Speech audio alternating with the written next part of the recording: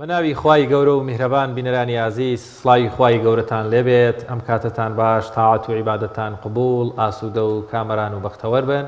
لەگەڵ هاوکارم دانیار نورەدین بە هاوکاری هاوکارانم لە پەیامەوە لە میهری ڕەمەزان ڕاستەوخۆ لەگەڵتانە بین بۆ پێشکردنی کۆمەڵێک بڕگە و بابەت. هیوادارم ئەم شەوش تا کۆتایی پرۆگرام لەگەڵمان بمێننەوە. دەستخۆشە. سڵاو و ڕەحمەتی خواتان لەبێت بینەرانی عەزیز. تاعات و ڕۆژوو و تەراویح و عیبادەتەکانتان قبول بێت ئینشاءڵڵا. لە خوای گەورە دەپاڕینەوە کە ئەم ڕەمەزانە بکاتە توێشوێک بۆ ڕۆژی قیامەتمان ئینشاءڵڵا. ئازانم شەیش کۆمەڵێک بڕگە و بابەت و زانیاریمان بۆ ئامادەکردوون. لە بابەتی ئەم شەوماندا باز لە گەورەی بەخشین دەکەین لە مانگی پیرۆزی ڕەمەزاندا و بزانین چۆن لە مانگی ڕەمەزاندا بەخشندە بین و بەخشین تا چەند لە ئاینی پیرۆزی ئیسلامدا گەورە و گرنگی تایبەتی خۆی هەیە و بە تایبەتیتر لە مانگی پیرۆزی ڕەمەزان و لەم دەشەوی کۆتاییدا کە خێرێکی ئێجگار گەورەی هەیە کە مامۆستایەک لە هەولێرەوە میوانی بەرنامەکەمان دەبێت و گفتوگۆ دەکەین لەو بارەوە. لەگەڵیشیدا بابەتێکی دیکەوە بڕگەیەکی هونەریمان هەیە ئەم شەو کە چەند میوانێکی ئازیز دەبێتە میوانی ماڵەکانتان و دڵخۆش دەبین کە ئێوەش بینەرمان بووی کە چێژ وەرگن لەو بڕگە هونەری ئیسلامی کە ئەم شەو پێشکەشتان دەکەین. لەگەڵیشیدا کۆمەڵێک زانیاری و بابەت و ڤیتی دیکەمان بۆ ئامادەکردن. بڵێ ئازام دیارە ئەم شەو یەکەم شەوی قەدرەواتە لە کۆتایی مانگی ڕەمەزانی پیرۆز دەشەوی کۆتایی مانگی ڕەمەزانی پیرۆز بۆی زیاتر زانیاری وەرگین لەسەر شەوانی قەدر شەوی قەدر بینەری کۆمەڵەیەک زانیاری دەبین.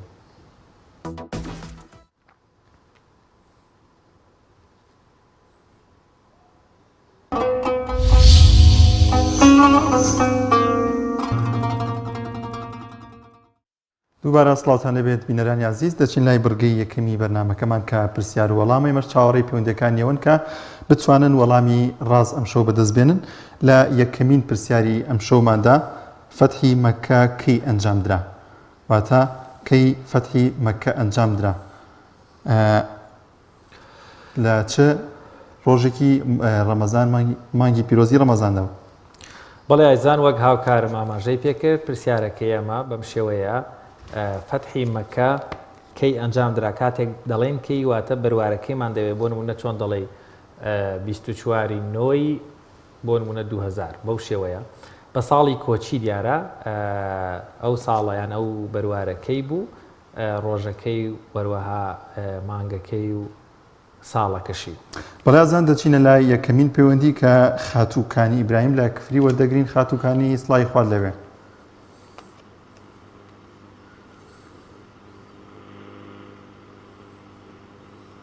السلام عليكم. وعليكم السلام ورحمة الله. خاتووکانی گوێبیستی پرسیارەکە بووین؟ بەڵێ هنا 20 ڕەمەزان. بەڵێ 20 ڕەمەزان هەشتی کۆچی. 20 ڕەمەزان چەند؟ هەشتی کۆچی. دڵنیایت؟ وابزانم. خاتووکانی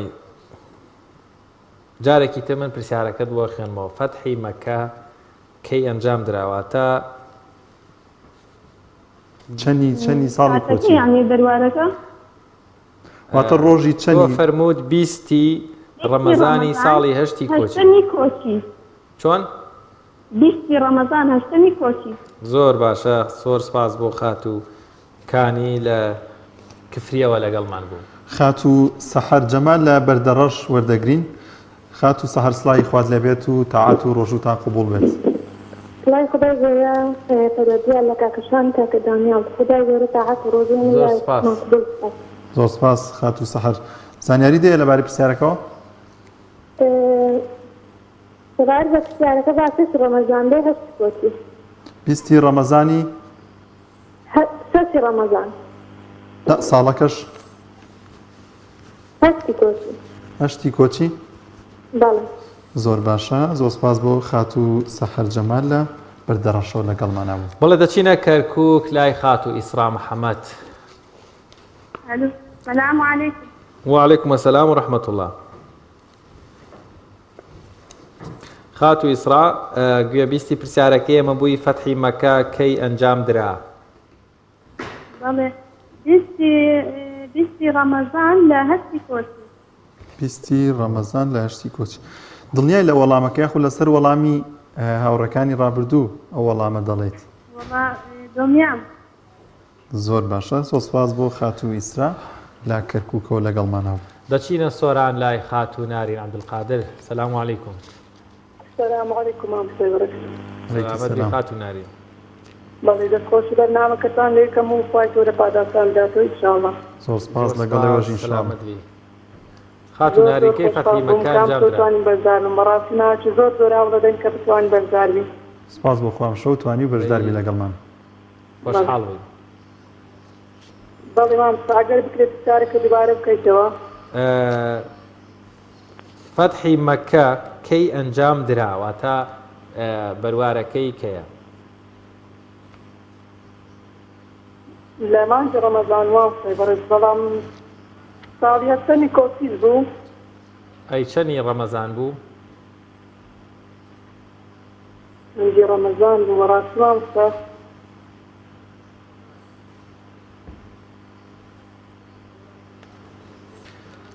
خات و دادەی ڕەمەزان مامۆستا. چەند بێ؟ 5 دەی ڕەمەزان. 6 دەی ڕەمەزان مامۆستا. دەی ڕەمەزان. خات و ئیسرا لەبەرەوەی یەکەمین جارتە پەیوەندیت پێوە کردوین ئەگەر ڕۆژەکە بگۆڕی خراپ نییە. دادیشتی ڕەمەزانی مامۆستا بەڕێز. 20 دڵنیایت لە وەڵامەش؟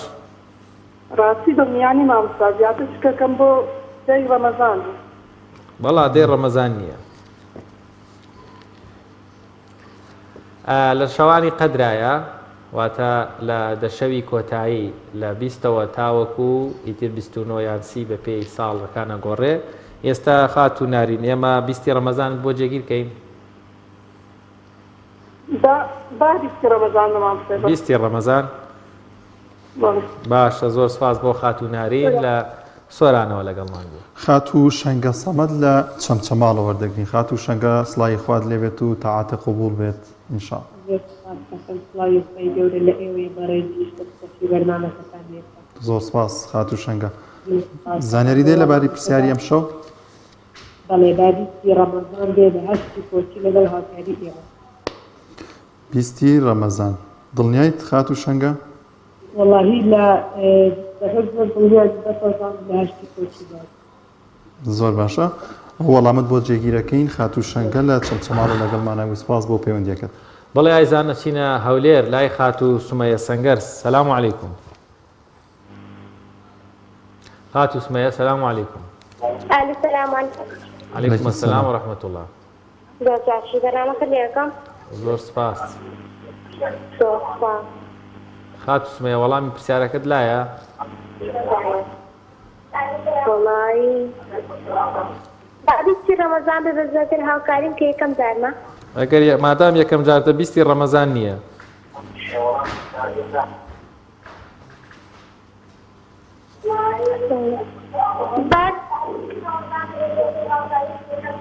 لە شەوانی قەدرایە وەڵامەکەواتە لە ڕەمەزان نییە؟ چەند؟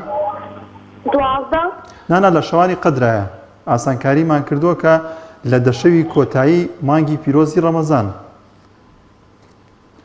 لە ڕۆژەکەدا شەڕەکە فتح کرا.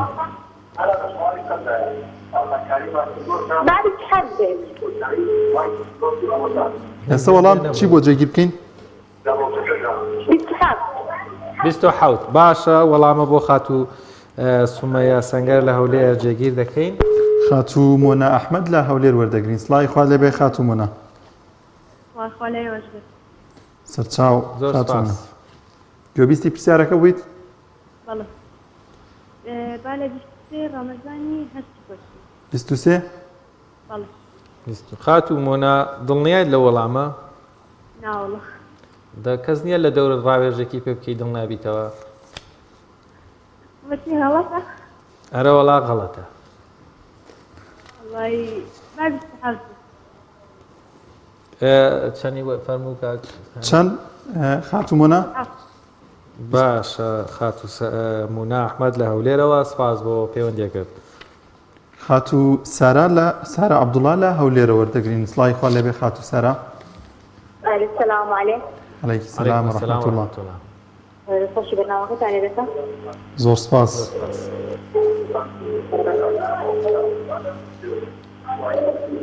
هاتو سارا گوێبیستی بەڵێ. پرسیارەکە بوویت بەڵێ وەڵامەکەی وای بابی سەحاب بێگا هاوکاری بکەن بیگۆڕمیان ئێستا چەند ئەفەرمووی تۆ؟ وڵام دەڵێن سەحاب 27 خات و سارە عەبدوڵڵا با 27 نەبێت بیگۆڕە بیگۆڕم بەڵێ بەڵێ بیگۆڕە بابی شەش بێ 26 بگۆڕە هەر وەڵامەکەی ماوە بیست باشە بۆ خات و سارە عەبدوڵڵا 25 بیست زۆر باشە وەڵامت بۆ جێگیرەکەین هاتو سارا باشە سارە عەبدوڵڵا لە هەولێر سپاس بۆ پەیوەندیەکەت دوا پەیوەندی خاتوڤیان سالار لە پێنجێن وەردەگرین سڵای خوا لەبێ خاتوڤیان ئەم کاتە باشە زۆر سپاس خاتوڤیان بۆ وەڵامی پرسیارەکە وەڵامی ڕازات تایسە چەند براوکارم تایسە وەڵامی ڕاستوە تۆ شتێک بەڵێ. بڵێ تەوەکەلت عەلە الله بەڕێزم بەڵێ بەڵێ وەڵامی ڕاستاتوە وەرگیراوە لە دا هەشتی کۆچی 23 ڕەمەزان گرت ئەگەر خاتوڤیان یارمەتیم بن فەتحی مەکە کەی ئەنجام دراواتە ئەو ڕۆژەی کەوا مسلمانان گەڕانەوە بۆ مەکە مسلمانان هاتنەوە بۆ مەکە لە مانگی ڕەمەزانە بوو لە ساڵی هەشتی کۆچیا بوو لە دەشەوی یان باڵێن دە ڕۆژی کۆتایی ڕەمەزانە بوو 26یان ود نەبوو 27یان ود نەبوو 23یان ود نەبوو 20یان ود نەبوو ئیتر شتێکی ترمان پێ بڵێ بەشکم دوا پەیوەندیە 28 نییە 25 بێ زۆر باشە خاتوڤیان باشە سالار لە پێنجێن خاتوڤیان ئەو وەڵامەمان بۆ جێگیر کردی بینەرانی عزیز لەگەڵمان بمێنەوە تا کۆتایی پرۆگرام لە بەشی دووهەمی پرسیار و وەڵام دێنەوە خزمەتان چاوەڕوانی پەیوەندیەکانی ئێوە دەکەین وێنەوارین بڕگە و بابەتەکانی تریشمان لەگەڵمان میوان بن و بەشدار بن تاوەکو بتوانین سوود و زانیاری زیاتر بێوەی عزیز بگەێنین بەڵێ ئازان دەچینە لای بڕگەیەکی دیکەی بەرنمەکەمان کە هەموو شەوانێک لە بەرنمەکەماندا جێگیرەویش خوانی ڕەمەزانە کە ئەمشەو دروستکردنی برنج و قەیسی بە سپۆنسەری کۆمپانیای کاشۆ دروست دەکرێت بورن برنج و تەپسی پێکەوە بینەری دەبین.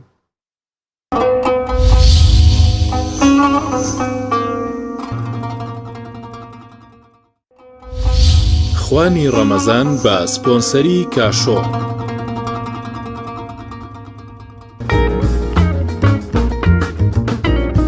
لەگەڵ کاشۆ لە تەندروستی دڵنیابە.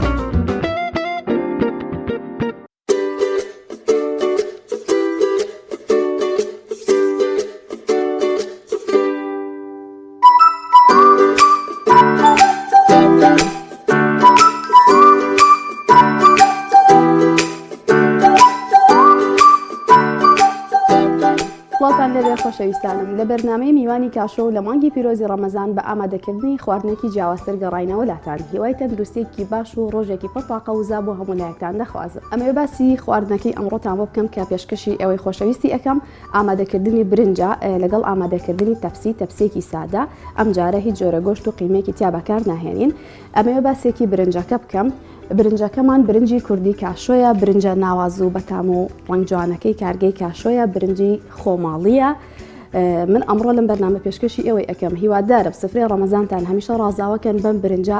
زەرێری لێ ناکەن چکە بەڕاستی تامی خۆشی هەیە ڕەنگی جوانی هەیە حەق بە خواردنەکە ئەدات. ڕەنگی زۆر جوانە برنجی خۆماڵیە خۆمان کڕێ ئەەکەین و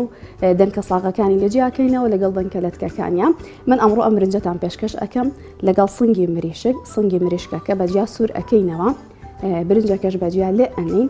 دواتر پێش ئەوەی کە بیخێنەوە قابلەمە سنگەکە ڕائەخین و برنجەکەش بەجیا لەسەری دائەنین هەتاوەکو تام و بۆنی خۆی ئەگرێ. تەپسێکەش هەموو ئەو ئەدەواتانەی کە پێویستە بۆ تەپسێکە باینجانمان ئەوێت تەماتە بیبەری سەوز پەتاتە کەرەوز پیاز بۆ سۆسەکەشی لەگەڵم بن دواتر باسی سۆسەکەی ئەەکەم کە بەجیا بۆی ئامادە ئەەکەین. بۆ ئامادەکردنی تەپسێکەمان سەرەتاوە پێش هەموو شتێک کەرەستەکانمان جوان شتێتەوە پاکی ئەەکەین هەمووی لەت ئەەکەین و پاشان بەجیا دەست ئەەکەین بە سوورکردنەوەی دواتریش سۆسەکەی بۆ ئەگرینەوە و لەگەڵم بن.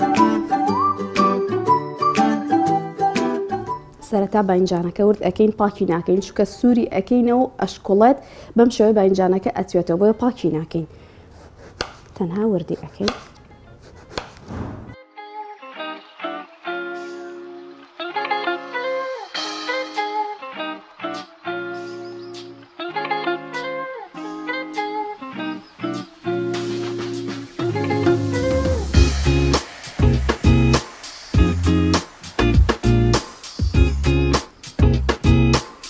ئێستا دەست ئەەکەین بە سوورکردنەوەیان جیابەجیا. لێرە من زەیتی گوڵە بە ڕۆژەی کاشۆ بەکار ئەهێنم چونکە تەپسی یەکێکە لە خواردنانێک کە زۆرترین ڕۆن هەڵ ئەمژێت چکە شتەکانی هەمووی سوورەوە کراون زۆر چەوە دەرئەچێ. بۆیە ئەبێ بزانین چی جۆرە ڕۆنێک هەڵ ئەبژێری تاوکو زیان بە تەندروستیمان نەگەێنێ. من لێرە زەیتی گوڵە بە ڕۆژەی کاشۆ بەکار ئەهێنم چونکە تەندروستە و زۆر باشە، ڕەنگێکی جوانیش بە خواردنەکەمان ئەیات.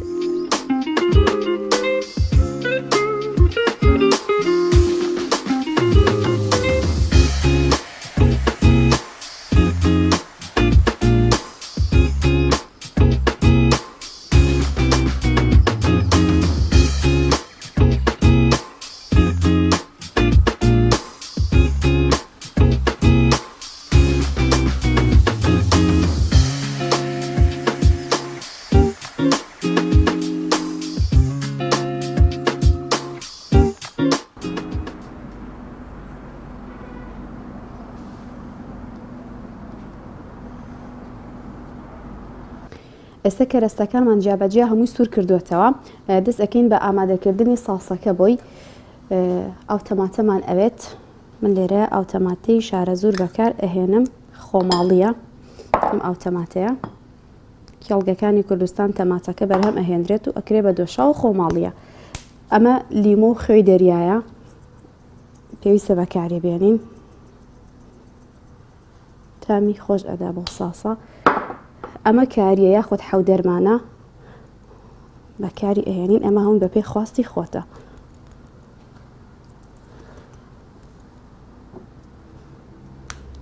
بیبەری ڕەش،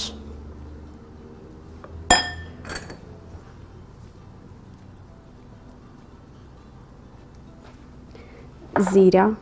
تامی زۆر تایبەت ئەدا بۆ شتانە بە تایبەت باینجان و پەتاتە. زیرە زۆر خۆشە، لەگەڵی خوێ کەمێک خوێی پێوە ئەکەین چونکە خوێم کردوتە کەرەستەکانی ترەوە لە کاتی سوورکردنەوە خوێم پێوە کرد، چونکە ئەگەر بێت و پێشتر پێوەکەین ڕەنگی کەرەستەکان ئەگۆڕێت. ئەمەش سیری پاودەرە، ئەتوانن بە دەمکی بەکاری بێنن، ئەشتوانن بە پاودەری بەکاری بێنن، فەرق ناکات.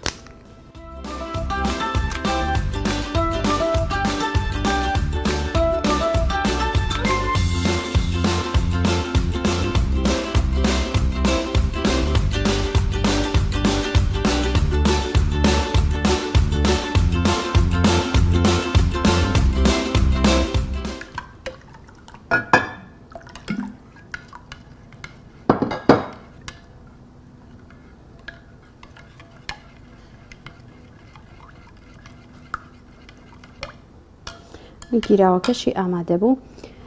ئێستا مەنجەڵێکی دیڤاڵ ئەهێنین هەموو ئەو کەرەستانەی کە سوورم کردوێتەوە بەجیام لەسەر یەکتری دای ئەنێن و گیراوەکە ئەکەین بەسەریا و لەسەر ئاگرێکی کەس دای ئەنێن.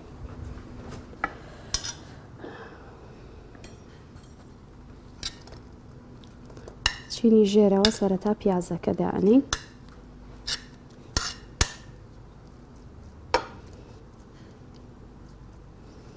پیازەکەمان دواتر پەتاتە.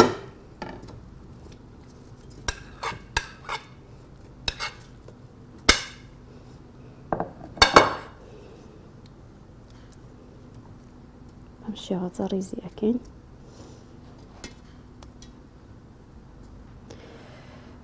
دواتر باینجانەکان. ئێستا هەموو کەرەستەکانمان زۆر بە جوانی لەسەر یەکتری ڕیز کردووە و ئەو گیراوی کە بۆمان گردەوە ئەیکەین بەسەریا لەسەر ئاگرێکی هێواش دای ئەنین هەتاوەکو هێتە کوڵ. نزیکی کوڵان کەرەوزەکە ورد ئەکەین و ئەکەین بەسەریا چونکە نابێت زۆر بمێنێتەوە. کەرەوز یان معدەنووز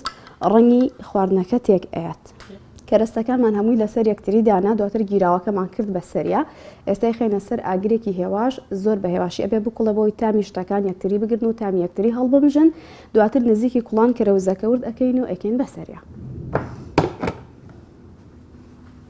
سەکەمان لەسەر هەتاوەکو ئەو ئامادە ئەبێ دەزەکەم بە ئامادەکردنی سنگەکە و برنجەکە. ئێستا دەزەکەین بە لەتکردنی سنگەکان.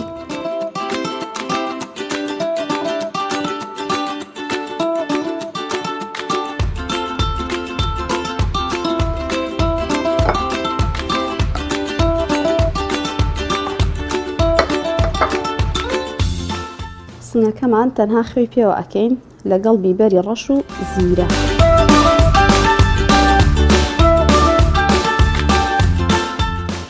ئێستا دەست ئەکەین بە سوورکردنەوەی سنگەکەمان. وەکو پێشووتریش باسم کرد بۆ سەرجەمە خواردنانێکە دروستی ئەەکەم و سووری ئەەکەم و ئامادەی ئەەکە من ئەم زەیتە بەکار ئەهێنم چونکە هیچ زیانێکی تەندروستی نییە. ئێستا من لێ ڕاستنەکەمانی پێ سوور ئەەکەمەوە.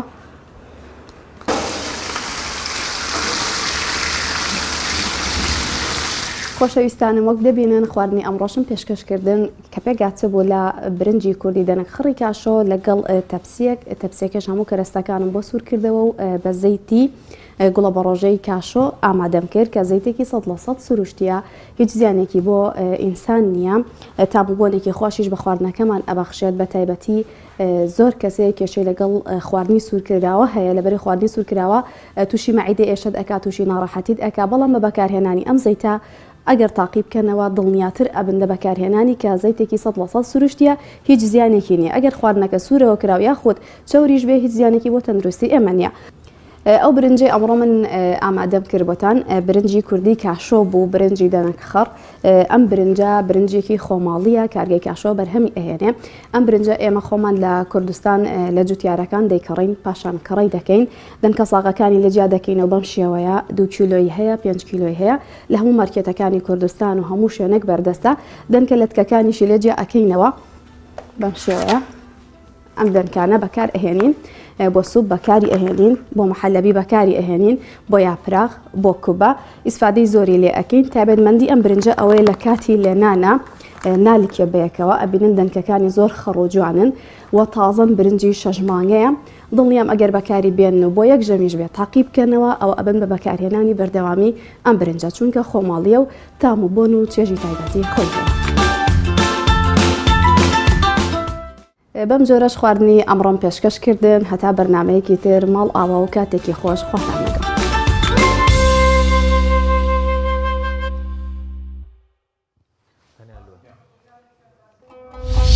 خوانی ڕەمەزان بە سپۆنسەری کاشۆ.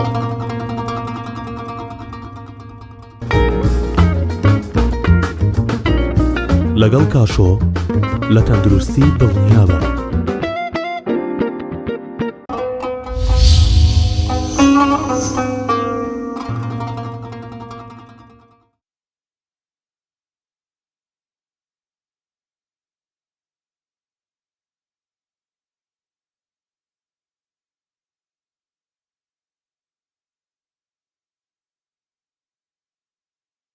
دووبارە سڵاوتان لێبێت ئازان. ئەم شەویش کۆمەڵێک بابەت و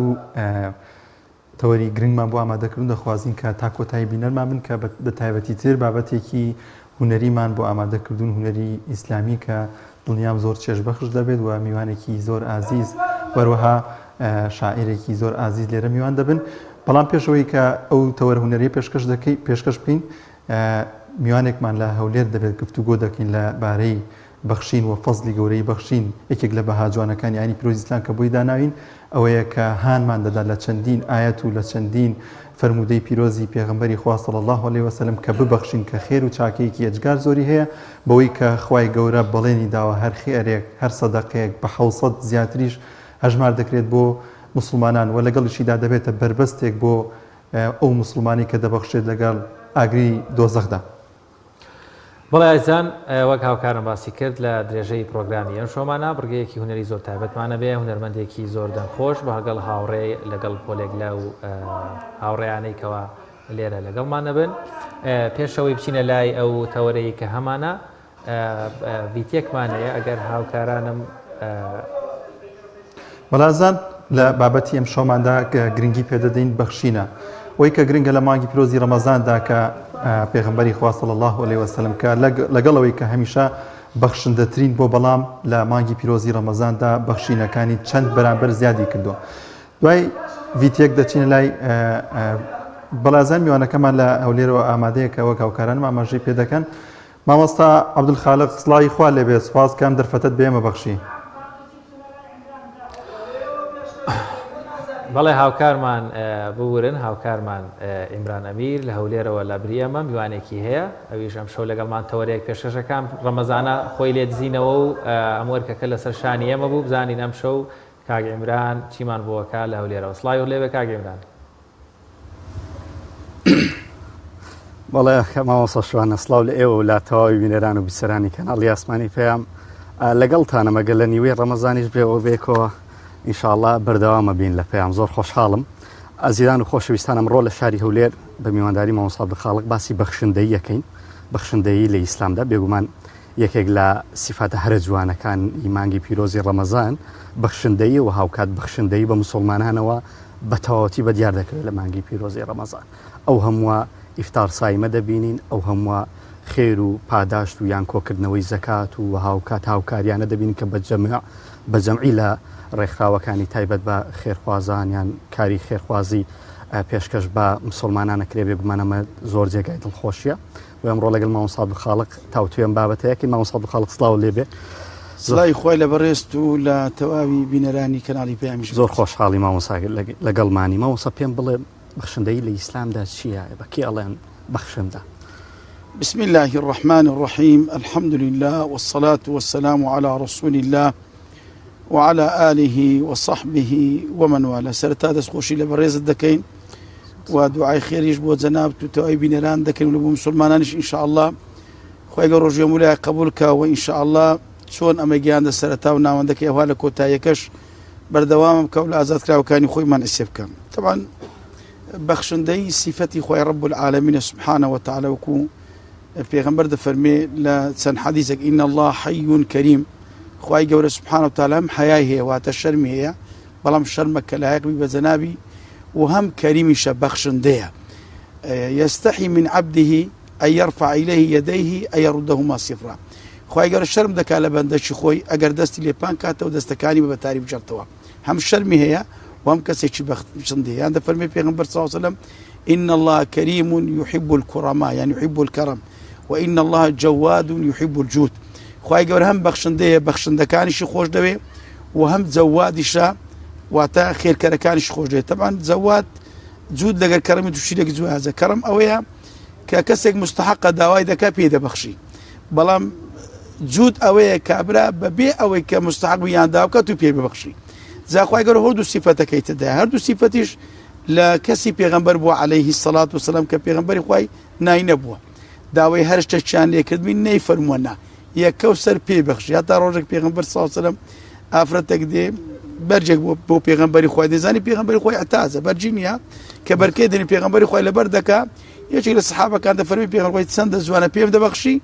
لەگەرەوەی کە پێغەمبەری خوای بۆ خۆی پێویستی پێ کەسی پێشی دەبەخشی کە پێغەمبەری خوای دەچێتەوە ماڵەوە بەرگەکەی بۆ دەنێری سەحابەکان لۆمەی دەکەن خوا ئەوفتە دەزانی پێغەمبەری خوای نای لەکرد نییە ئێ بە خۆی پێویست بوو وەڵا لە بۆ ئەم نەبوو ویستم لە بۆ متفەرچی لە بۆ تەبەڕکی لەبەر بکەمەوە کە مردیشم بۆ بەرگەی خۆم کە بکەم. یعنی پێغەمبەر ساسم هەتا پێغەمبەری خوای سبحانه پارە لە دەستی نما بە تایبەتی لە مانجی ڕەمەزان وەکو ابن عباس دەفەرمێ کان رسول الله صلی الله علیه وسلم ئەجود الناس. پێغەمبەر خوای لە هەموو کەسە خێرکەتر بووە،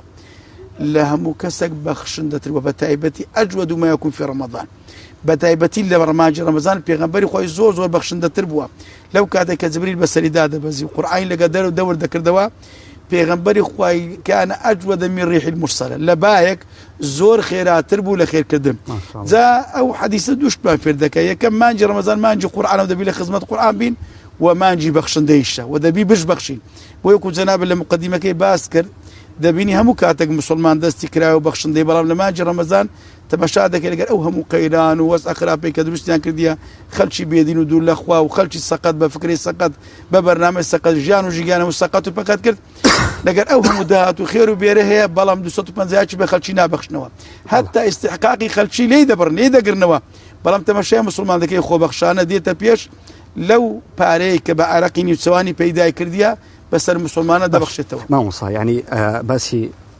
یعنی یەکێک لە چیرۆکانی پێغەمبەری خوات کرد کە بەخشی ینی بەخشندەیی تەنها لەسەر هەبوون ناکرێت. جاریوە تۆ یەک جلو بەرگە هەیە بەڵام کەسێک داوای دەکا تۆ ڕاستەی بەخشی ینی بەخشندەیی تەنها بە هەبوون نییە. نەخێ ڕەبتی بە هەبوونی نییە، هەر کە ڕەم سیفەتەکە سبحان الله کە الله جل وعلا پێی خۆش بووە لە پێغەمبەرەکەی دابی ببتە پێشەنگێک لەو خەڵکی کە خەڵکی ساو لە پێغەمبەری خوای کوان فێرە بەخشندەی بی نەک پێغەمبەر صلی الله علیه و سلم. بۆی هەموو ئەوانە کە لە بەدەستی پێغەمبەری خوای پێگەشتن لە سەحابە بەڕێزەکان نمونەی بەخشندەی بوونە. وەرە تەماشای گەورەمانەوە بەکرد کە خوای ڕازم هەموو ماری خۆی بەخشیە، هەموو ماری خۆی بەخشیە دایتە خوای گەورە دایتە. مامۆستا ئەوە لە ئیسلامدا ینی فەرزیش نەکراوە بەسەر مسلمانان کە هەموو ماڵەکەی بەخشێ، بەڵام ئەو لە بەخشندەی خۆی بەخشیتی ئیمامی ئەبوبەکر. بەڵێ ئەوە ئەو سیفەتەی بوو هەتا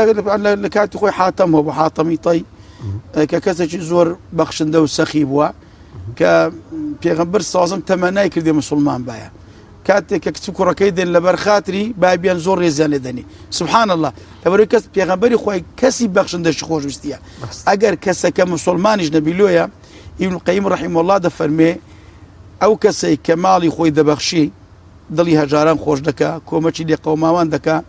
دەفەرمێ کاریگەری خۆی هەیە کاریگەری خۆی لەسەر ئەوەی کە خوای گەورە موسیبەت و بەراو عەزاب لابدا فەرمێ ئەگەر ئەو بەخشندی لە کەسێکی کافریش بی لە کەسێکی فازریش بی سبحان الله چ جای ئەوەی لە کەسێکی مسلمان بی بەخشندەیش شتێکە و سیفەتێکە خوای گەورە پێی خۆش بووە باشە مامۆستا بەخشندەی تەنها بە پارە و ماڵ و موڵەکەکرێ یان دەکرێت مرۆڤ لە ژیانی ڕۆژانەشی بەخشن دەبێتە لێبور دەبێەوە لەگەڵ دەوروبەرەکەی بەخشن دەبێت بە بێەوەی کە لایانی مادیشی تێدا بێت نا بەخشندەی عامە خۆی وەمیمما ڕەزەقناهم ينفقون لەو شتانی کە ئەمە داومانەتەوە و ڕزق ئەوانش دەپێناوی خۆی گەورە دەیبەخشنەوە کابرا عیلمی دەبەخشتەوە کابرا جارە کەلیمە طیبە سەدەقە قسەی خۆش بەخشینی قسەی خۆش سەدەقەیە تەبەسومک فی وەجهیکی سەدەقە ڕووخۆشیت بەرامبەر بە خەلکی سەدەقەیە ئەوە سەدەقە شتێکی عامە جارێ بە بەرگ و پۆشاک دەکرێتن جارێ بە کۆمەچی دەکرێتن جارێ بە دڵنەوەیزانیەکێکی تر فێرەکەی ئەمەش خۆی هەر بەخشندەیە بەرامبەر زۆر میمەکەلوی ئینسان دەبی کەسێکی بەخشندەبی هەر خوای گەورە جەل عەلا بۆ خۆی بەخشندەیە هەم بە عەبدەکانی دەبەخشی و هەم لە گوناحەکانیشان دەبەخشی سبحان الله پێغەمبەر ساسەم وابە بۆیە ئێمە لەسەرمانە لە هەموو ڕۆژی بەخشن دەبین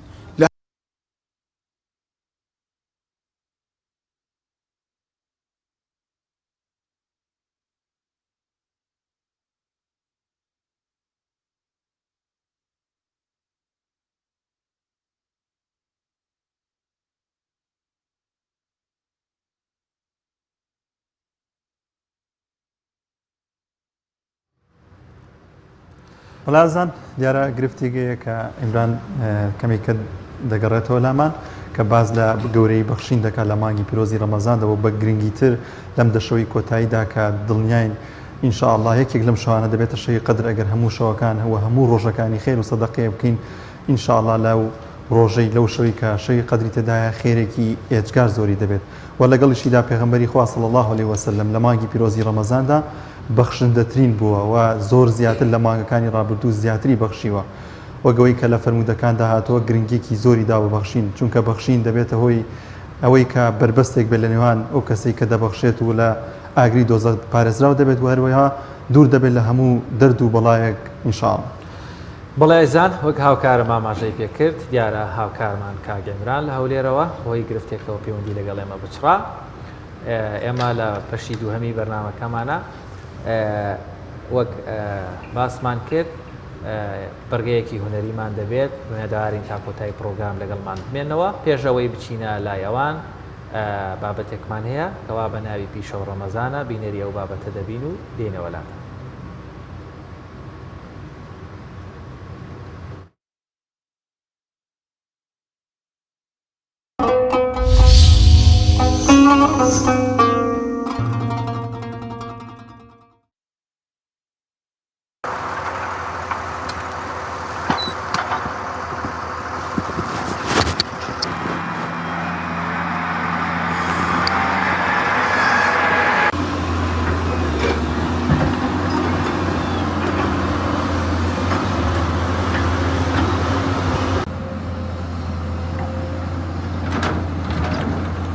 من نام خورشید حسێنە سایق شۆفەرم ڕەمەزانیش هەر خەریکی کار بووینە تەنها لە ڕەمەزاندا یەک ڕۆژ کارم نەکردو ئەویش پێویستم بە ئیسراحات بوو هەر بەردەوامی لە سەیشە خۆمان هەر کەچی هەرکمان قورسە ماندی دەبین بەس سوپاس بۆ خوای گەورە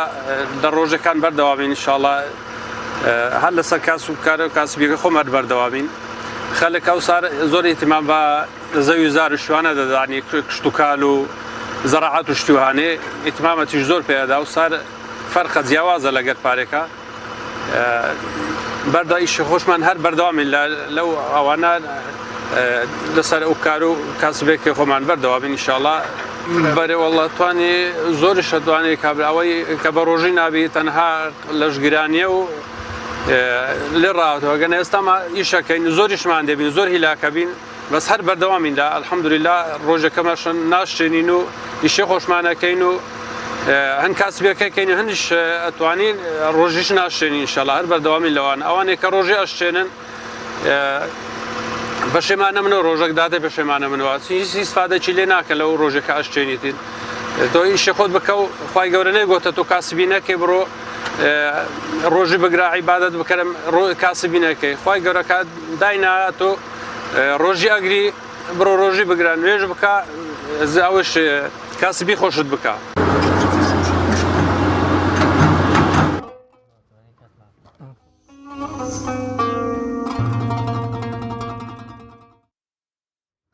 بەڵازان دووبارە دەگەڕێن لای هاوکارمان کاک ئیمران. ئیمران فەرموو بەردەوام بە لە پێشکەشکردنی بابەتەکەتان.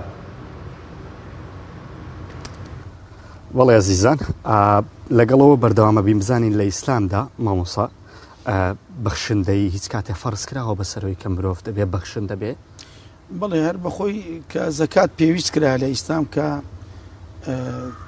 چارەم سێم پای ئیسلامە خوای گەورە لە ڕێگەی زەکاتدان دەیە فێرە بەخشندەی مان بکە کە لە چەند سنفێک لە زێڕ و پارە لە زێڕ و زی دەکەوێت لە دانوێت لە مەڕ و ماڵات دەکەوێت خوای گەورە وەکو ڕاهێنانێک فێرمان دەکا کەوا چۆن ببەخشین ئەوە تەبعاً پێویستە ئەوە واجبە یعنی لەسەر تەدەبی بیکێ ئەو کەسێک کە ماڵی هەیە ماڵەکەی سارێکی بە سەدا سوڕاوە ساڵێکی کۆچی و بشگاتە ڕادەی زەکات ئەو کاتە لەسەر پێویستیتی بۆ حەدەی کە لە شەرع دیاری کرایە لە ماڵی تایبەت لە بۆ خەڵکی تایبەت لە کاتی تایبەت پێدرێ بەڵام زۆرە بەخشینێکمانەیە و بەخشینی سنەتە کە شتێکی مەندووبە شتێکی مستحەبە شتێکی تەتەووعە کە ئینسان زیاد لە واجب زیاد لە واجب دەبەخشیتن بۆ خێر و پاداشتی خۆی چۆن مەسەن برێمە نێژمان هەیە شەو ڕۆژ پێنج نێژمان هەیە لە پاشەی نێژ سنەتمان هەیە حەزمان هەیە لە پاش ئەمڕی سنەتیشمان هەیە تەمان ئەو سنەتانەش لە بۆ پڕکردنەوە کردن و بۆ شای ئەو واجبەیە کە ئەگەر بێت و دروست بی لە حەدیثێکی قودسی کە خوای گەورە باسی مەراتبی وەلی دەکات دەفەرمێ وما تقرب إلي عبدي بشيء حب إلي مما افترضت عليه بندا بنزيق ناكيتو لمن بشتك أو أندا خوش بسم الله مكوشتك رسال موازب كرديا إذا ولا يزال يتقرب إلي بالنوافل حتى أحبه هرمودي ناوزي كوازب كان دي سنة كانش دكا بول منك زكاتي دا دي صدقش دكا خير وخيراتش دكا دبخشي لي بيناي خوي غورا حتى ويلي دي خوشم دبي كخوشم ميست او زخواي غورا كرامتي داتي بوي دم او تساوي كدبيني واتلي ناقرن بو تساوانا غنح بيني زاروش تو دبيني انسان احتيادي نابيني بوي دم او جيتسكي كدبيستي وانا كان بو جيتس كان شي حرام بستيان شتي واو دبيستي خلش احتيادي نابستي همو اندا مكاني لا شيء وات خوي غورا كبو دوستي خوي غورا بوي كواجبكاني كزيال لواجبكان سنتي كدبت خوش بيست خوي جا بەخشینی سنت لەگەر بەخشینی واجب کە زەکاتە هەردووچیان ئینسان دەکاتە دۆستی خۆی ڕەب العالمین هەردووچیان مامۆستا خێر و پاداشتیان وەکو یەکە لە ئیسلامدا طبعا زەکات خێری عەفتا سەدەقەی سنەتی هەیە یعنی عەفتا سەدەقە بەرامبەر یەک زەکاتیە سبحان الله بەڵام لە مانجی ڕەمەزان فەرقە چییە سەدەقە خێری زەکاتی بەڵام زەکات خێری عەفتا زەکاتی هەیە نوێژی سنەت خێری واجبی واجب خێری عەفتا واجبی عەمرە لە ڕەمەزان خێری حەجێکی بەڵام لەگەر پێغەمبەر صلی الله علیه وسلم مامۆستا لە مانگی ڕەمەزان تقریبا مسلمانان وایان ڕێخستووە بێگومان ساڵ یەک جار زەکات دەرێت بەڵام زۆر بەیان خستوێن لە مانگی ڕەمەزانەوە تا چەند هاانی مسلمانان دەیکە لەم مانگەیە زەکات بدەن و بێگومان ئێستا وردەوردە نزیگە بینەوە لە کۆتایی مانگی ڕەمەزان تەواو مەسەلەی زەکات تایبەت نییە بمانجی ڕەمەزان هەر کەسێک ماڵی هەبوو ساری بەسەر سوڕاوە یەکەو سەردەبی پەلەی بکە زەکاتی بدە زەکات دواخستن تاوانە بەڵام زەکات دەتوانی پێشی بێخی ئەگەر وەختی نایی بەڵام کە کاتەکەیات واجبە دەبی دەست بێجێ بیکەی بەڵام لەبەر ئەوەی مانجی ڕەمەزان وەکو دەڵێ یەکەم حیسابەکەی دیار دەبی دووەم پێوە فەرمی ئەفضل الصدقة صدقة في رمضان چاکتری خێر ئەو خێرەی کە لە مانجی ڕەمەزان دەکرێت وەکو پێغەمبەر سازم باسمان کرد کە لە مانجی ڕەمەزان لە هەموو کاتێکی زیاتر خێرکەتر بووە دەکرێت ئینسان زەکاتە خۆی کەی پێش بێخی لە مانجی ڕەمەزان هێشتا مایوازی بەڵام لە مانجی ڕەمەزان بیدا خێری زۆر زۆر زیاتریشە بەنسبەت بەخشینیش لەو مانگەی تەبان زۆر زۆر خێرە بەتایبەتی ئەوە دەبێتە پشتیوانی ئەو کەسانی کە هەژارن ئەو کەسانی کە نەبوونە ئەو کەسانی کە دایانێ ڕۆژی بگرن ئەو کەسانی کە دایانێ عیبادەت بکەن کەسانی دایانێ ئەتیکاف بکەن بەڕاستی دەبێتە پشتیوانیش قایم بۆیە کاتی خۆی سەلەف ڕەحمەتی خوان لەبی لە مانجی شعبان ئەوان زەکاتیان دەرکردی لە مانجی شعبان بۆ تاکو بێتە قووەتێک بێتە زەخیرەیەک بێتە تااقەتێک لە ئەو کەسای زۆر کەسێ بینی کە هەست بکارە یعنی ئەگەر ئیش بکە بەو وەزعی ئێستاکە لەوانێ ڕۆژەکانی تەوا پێنێژێ بەڵام ئەگەر کەسەکەبی کۆمەچ بکە یان زۆر جاران دەبینی جار ئیتیفاق دەکەن ئیشەکانیان دایانە شەوێ بە ڕۆژەکەی بە ڕۆژ دەبن ئەوشتێکی زۆر زۆر چاکە بەڵام لەو مانگە زیاتر و زۆرتر جەناب دەزانی ئێستاکەیەک لەو سیاسەتانی کە دەستیان کردیە سیاسەتی تەزویع خەڵک برسیکردن یعنی خەڵکەیتی بەسی دەکەن ئیفلاسی پێدەینن بازاری لێ تێکەدەن یعنی هەر جارێ بە قەوانەچی بۆ ئینسانی لەو کاتە باشترە تەمان زەکاتیش تؤخذ من أغنيائهم فترد على فقرائهم لە دەوڵەمەندی مسلمان لە فەقیری مسلمان نادێتە خەڵکی کافر لە بۆ مسلمانانە و باشترین ینی دعمە لە بۆ ئینسانی ئیمانداری فەقیری هەر باش مامۆستا تۆ لەناو خەڵک وەزی خەڵک ئێستاکە چۆنە چکە تۆ جگە لە مامۆساکانی تریایینی یەکێک لەو مامۆسایانە ناسراوی بەردەوام لەناو کێشەکانی خێزانی تا چەند ئێستاکە مسلمانان کێشەی فەقیری و هەژاریان هەیە پێویستیان بەدەستگەڵ زۆرە تو ینی بەڕاستی ئێستا من زۆر جار بەڕاستی ینی سەراعەتەن من شەرم لە کوردبوونی خۆم دەکەمەوە یعنی ئەو ملەتەی ئەوەی نییە کە ئەوها بە سوالکەی بە سوال یعنی تەسەوەر کە ئێستا ڕۆژانە تەلەفۆنتان بۆ دێ مامۆستا هەر ڕۆژانە خەڵک دێ بەڕاستی ینیسان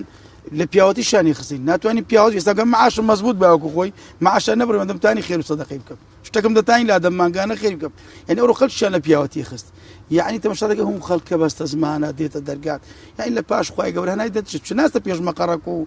یعنی جێکی دەزانی خێر ئیلا لە مزگەوتێ خێر لەکردن هەلی خێری ئەوەی کە خێرخوازە مسلمانە سا زۆر کەس دەبینی ئەوانەیە کە زۆر جار ینی توانج و پلا لە مسلمانە دەن ئەوە چییە پادەچن عەمرەی دەکەن حەجی دەکەن لۆنیان بدەنە فەقیران تەبعەن هەر مسلمانە خێر بە فەقیران دەکات بڕۆ ئەوەی کە ئێستاکەش دەستگای خێرخوازی هەیە مامۆستایە حاجیە خەڵکی مزگەوتە وەنیا نەماندی جەچێک لەو زمان درێژانە لەو هەموو پارەی خەڵکی کە لەکنە 250 بداتە خەڵکی بەڵکو حەقی خەڵکیش لە خەڵکی دەگرتەوە لە خەڵکی دەبڕی بۆ تەماشاکە ئەوڕۆ خەڵکە بەداخەوە بە سوالکەتیە یعنی تەماشا دەکەی ئێستا ئافرەت تێمرەوە دەرێ خانوەکەم بەسرم دادەڕوخێ ئەگەر لە فریام نێن 6 منداریەتم هەیە تخوا ئی ئەوەیە ئافرەتێکی بەڕێز دایکێتیم بی لەسەر 6 منداران دانیشتبی برێ خانەکەم دەڕۆ ئەدی باش ئەو هەموو فێلا و ئەو هەموو ناتیحات و سەحاب و ئەدی ئەو هەموو ڕۆژانە چەند شوقەی بەرز دەکەن و چەند قات ئەدی وە لە بۆ چێیە ئەدی باش ئەو میەکەی نیشتە جێی بە ناوی فەقیریان کرد بەرەو چێت و خۆگەر ئەوانە بدەنە خەڵکی بەڕاستی و چێشە نامینێ ئەرێ وەڵام مامۆستا خەڵک بەعام چەند ژن و مێرتێ بەخوای یعنی ئێستا کە ئافرەتەکان ئێستان دۆ کابرە نەقەردی نەکرێ پێ دەدرێ نەپارێ نەمەسوف پێ دەکرێت چەندەها کێشەیە هیچ مشکلێکی خێزانیشیان نەوەڵڵا بەس تەنها نەبوو نییە یعنی پێ سێرە بێستە مارێ دەری مامۆستا شەکرم لە مارێ نییە یعنی شەکر شتێکی سانەویە شەکرم لە مارێ نییە سبحان الله مامۆستا و کێشانە زۆر ئێستا کە بەردەوام بڕ زۆر مامۆستا ئەوە مامۆستا بەس العفو ئەگەر ئەوەی کە مامۆستا ئینسانی کافر مەشروعی چییە ینی پێم خۆشە مسلمانە بزانن خۆی گەر فەرمی وەدوا ما عنیتم ئینسانی کافر ئەوە مەشروعیتی لە ڕێی کلکەکانی بەس مسلمانان تووشی معانەت بکە تووشی کێشە بکە تووشی قەیران بکە کاتێک کە مسلمان دەبینی دێتە سەجادەی دەرێ عەبەکەم کردەکە ئەوکەی گۆشتی دەگری کەیفی پێدەی کاتێک دەبینی خەڵک دەگریە دێتە زادە کەیفی پێدەی چۆ پیشەیتی وەدوا ما عنیتم یا وەدوا لەو تەکفورون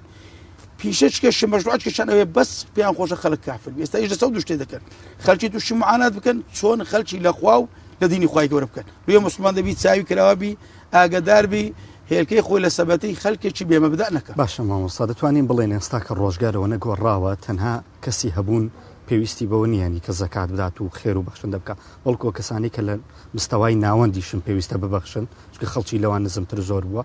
مستەما دوو زۆرمانێ ئەوەی کە هەیەی دەبەخشی ئەوەی کە نیتیشی ولا يحض على طعام المسكين خوای گەورە فەرمی ئەمە دەکرێ هانی خەڵک بدەین خەڵکی تەشجێ بکەین خۆ لە خەڵکی نا بۆ نمونە بە خودای مامۆستا من زۆر جار مەشروعم هەبووە یعنی گوتم بابێن وەکو سەرەتاک دەستی پێ بکەن چ ئەمە وەکو مامۆستایانی ئاینی ئێستا نا پێشتر درەم چ ئێستاکە بۆ ئیدارەیەکان تێکدا بڕواتە بی چەندەها گەنجی بێژم و بەژنمان دەکرد چەندەها کەس خانیمان بۆ دەکری چەندەها کەس دەبوو عەمەلیات ئێران تورکیا دەمەنا لە ڕێی کۆمەڵە خەڵکێکی خێرخواز کە داوامان دەکرد بە هەموو لایەکی کۆمەچیمان دەکرد بەڵام ئەوەشیان نهێشت ئەو خەڵکانەشان ئیفلاس پێینا بۆیە نەکرا ئەمن ئەوڕۆ ئەگەر نەتوانم بە خۆشم پارێ دەمە خەڵکی بەڵام دەکرێ مەسەنە کورە مسلمانی با پێکە و خڕبینەوە بە هەموو لایەکمان فلان کەس فەقیرە شتێک لە من شتێک لێ دەکات زۆر بەڕاستی والحەمدە مسلمانەکەش بە قەنەعەتە بەڕاستی کەواتە تو نەگنە هەتە ئەوەی کە نیتیشی دەتوانی یارمەتی خەڵکە دەوڕەمەندەکەی بدەیانەگە خەڵکانێک مەشروعەک بکەن پرۆژەیەک دابنێن پێکەوە ئێستا زۆر زیادەمی کەفالەتیەتیم دەکەن بە 50,000 مەمەستە 50,000 لەوانەیە تاسی لە من نەکە لە مانگەچی بۆ نمونە بەڵام لە بۆ ئەو منداڵە بێ باوکە گەلێک زۆرە. باش مامۆستا خەڵک ڕووناچی لێرە بانگەواز دەکات بۆ خەڵک دەڵێ هاوکاری هەژاران بکەن خەڵک بەجددی پێویستێتی و پێویستی بەبەخشین و بەخشندەی هەیە هەر شک لەوەی دانیە ئەوە نەک داواکاری منە داواکاری خوای گەورەیە داواکاری پێغەمبەر صلی الله علیه و سلم وەکو ئەرکێکی ئاینی بەرامبەر بەیەکتر لە هەر شوێن و جێگایە خەڵکەکە بێ ئەم نارێم ئاگادار بن خەڵکەکە یعنی تەلەکە بازە ینی بەداخەوە یعنی ئەوەندە بێکەسایەتیە پارەی خەچی دەخوا دەبینی خانیان بۆ کردیە ئیوا هەیە ئافرەت بووە بێوەژم بۆ 3 خانیان لۆ کردیە سبحان الله ئێستا الحەمدولله خێرخوازیەکان خوا زیانداتەوە هەمووی ئاگە تەنسیقەچانیە دەزانن بەڵام ئەمە دەڵێم خەلکی فەقیر هەر کەس لە دەوروبەری خۆمان تەمەشا بکەین الأقربون ئەولا بالمعروف ئەمن لە گەڕەکی خۆم تەمەشا بکەم چ فەقیرێک لە گەڕەکی من هەیە دەکرێت لەگە خەلکی مزگەوتی هاوکار بین دەستبار بین بتان بە مولاکمان کێشەی گەڕەکی خۆم جەنابەتی گەڕەکی خۆت و ئەگەر لە گەڕەکەک نەکرات چارەسەکە دەتانی ئەو گەڕەکە کە وەزعی باشە خەلکی دەوڵەمەتەیە بە مولاکمان والله بەس تەعاون بکەین مامۆستا على البر والتقوى پێم وایە ئەمەی مسلمانان ئەگەشتەکان بگەین نەزیێ خۆ پێم وایە نارێن بنبڕی دەکەین بەڵام دەتوانین ڕێژەکی هەژاری زۆر کەم بکەین بەخشین لە ماڵی مسلمان کەم دەکا مامۆستا ما نقص مال من صدقه هەر مارگ وعدەی پێغەمبەر صلی الله علیه و سلم لە پێناوی خوای بیبەخشی کەم ناکاتەوە هەموو بەیانیەک کە ئەمە سبەینەی دەکەینەوە دوو مەلایکەت دادەبەزین دوو دوعای دەکەن یەکیان دوعا لۆ دەکەن یەکیان دوعا لێ دەکەن یەکیان دەڵێ اللهم أعطي منفقا خلفا یا ربی خوا ئەو عەبد و بەندەی تو لە پێناوی تو دەبەخشیتەوە یا ربی خوا لە جێی بە باشتر و زیاتری لۆ دامنێەوە ئەویت کە دوعای دەکەن یا اللهم أعطي ممسكا تلفا خوا ئەوەی ڕزینی دەکا و دەستی قوساوە و گرتیتەوە و نایبەخشیتەوە خوا مارەکەی لێ بستینەوە زعتو ملائكة دعاء منك لو اشتاني كذا ما استرسخ السوار ذي مكاك ببخشة أجر بدو صوت من زايج بي شمار كم ناكا أجر بروش خوش بي أجر بخسش خوش بي والله ملائكة دعاء بودك أخوي رب العالمين بركة داتي وصك وتاقص وبيعمت درباري بخشين طبعا رمضان صدقة رمضان كوبي بس ما فرق لغيري أوي أما دعوة كم لهم مسلمانان هر كسر الراس تخومان هر أمن بتني كم بلان بتدومه بلان لقى مسلمانان زورين بهمو لأكمان خملة دور بري خوما كوين خملة كسكري خوما كوين بهمو لأكمان والله نيت ما خواي جوري بخواي جود كمان ذكرتوها وخواي جفر أنفق عليك ببخش بيد بخش موها حاطمي تيجوتين أو سخاوة الشيف يربط لك كابري بنا تكو تتاكر بوستي دستي دانني لأخواري كربوت شكيني أنا دستي كوات أما ببخشين والله خواي جوري دين توزي وميدك إن شاء الله همو لأكمان دست ما كرابي كومك أو كاري يدرب كين تاكلوا ئەزمەی خۆمان تێپەڕین دەست خۆش مامۆستا خاڵق زۆر سپاس بۆ دەرفەتێک کە بەیەمەدا بەڵێ زەن و خۆشەویستان ئەوە تۆرەیە بوو لە شاری هەولێر پێشکەشم کردن لەگەڵ مامۆستا خاڵق بۆ هیوایی کە هەموو لایەکمان ببەخشین بۆی کە بەخشین و واوکات دەستگا خێرخوازیەکان و فەقیریش بە ماڵی ئێمە و دەستگاکان بەردەوام بن و فەقیریش بە ماڵ و سامانی دەوڵەمەندەکان ئەم ڕەمەزانەیە و جژن کە لە پێشمانە جەژنەکی بە شادی بەڕێ بکەن.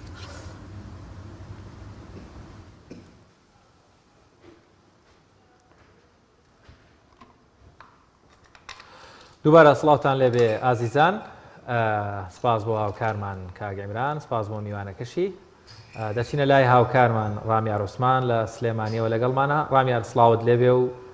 زانیاریەکانی ئەم شەو لای بەڕێستان چین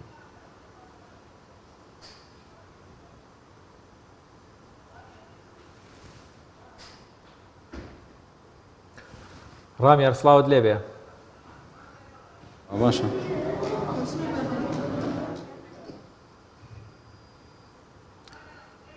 ڕامیار سڵاوی خوا لێبێت و ئەگەر گوێویستی ئەمە بیت لەکوێ دیارە لە مزگەوتی تو خەڵک سەرقاڵی عیبادەتکردن ئەگەر زانیاری زیاترمان بۆ بگوازیتەوە بەڵێ سڵاوی خواتان لێبێت دیارە ئەمڕۆ ینی کە 21 ڕەمەزانە ئەم شەو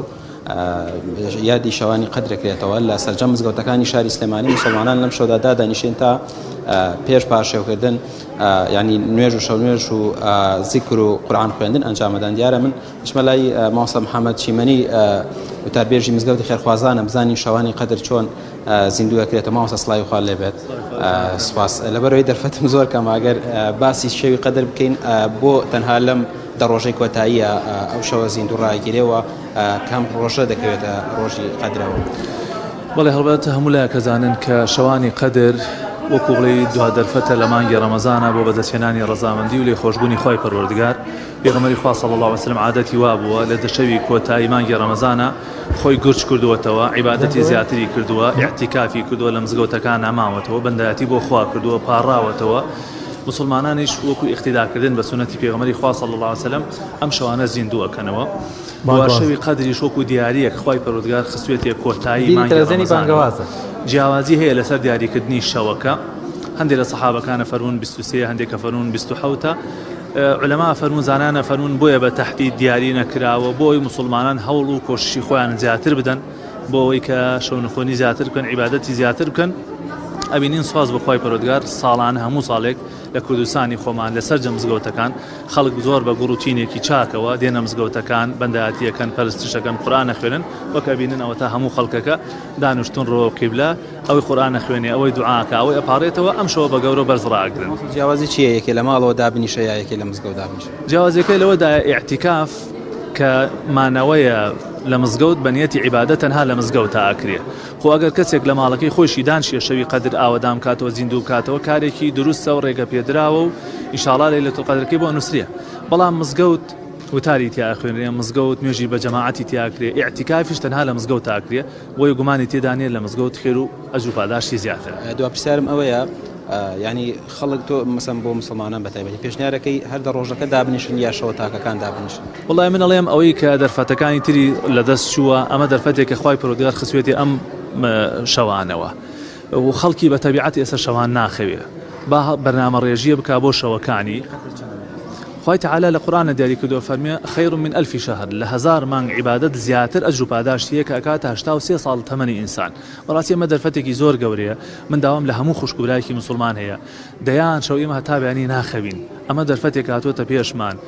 بە بەندایەتی کردن بۆ خوای پەروەردگار تەنها لەم شەوەیە زیاد لە 83 ساڵ عیبادەت و بەندایەتیت بۆ نووسریە داوام وایە لە هەموو خوشکبرایەکی مسلمان بیخۆزنەوە ئەم هەلە لە دەست خۆیان نەدەن. گان خۆش پێ سپاس مامۆستا لە کاتمانگەتی سپاسەکەم. بەڵێ دانیار ئەوەی کە دەیبینین لە پشتمەوە ینی دیمەنی مسلمانان و نوێژخوێنان و هاوڵاتیانەکە ینی لە شەوانی قەدر دێنە مزگەوتەکان بۆ وەکو مامۆستا ئاماژەی پێکرد لە هەر دەشەوی کۆتایی ڕەمەزان. زۆر سپاس. بسم الله الرحمن الرحيم دست بكم باب بسم الله الرحمن الرحيم دست بكم چون كتنوي رحمته دڵام گرینم ڕەحمەتێ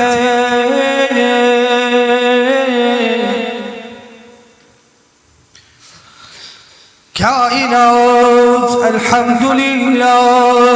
پڕ لە نووری ڕووی تۆ ئەی حەبیبی یاری رب العالمين رحمتي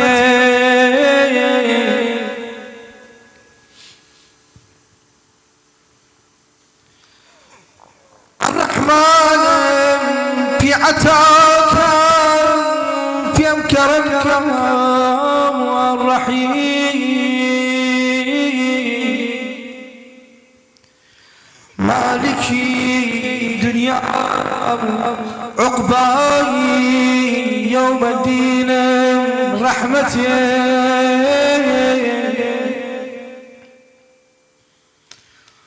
يوم الدين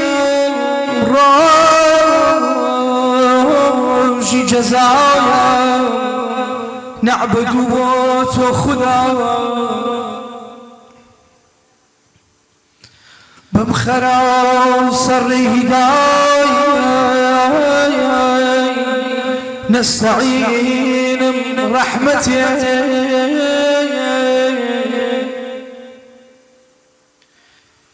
اهدنا بري صراط المستقيم توب خدا بين سر صراط الذين رحمته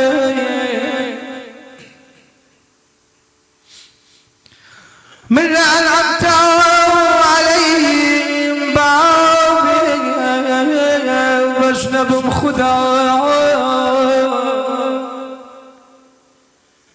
من لا أنعمت عليه باب بشنب خدا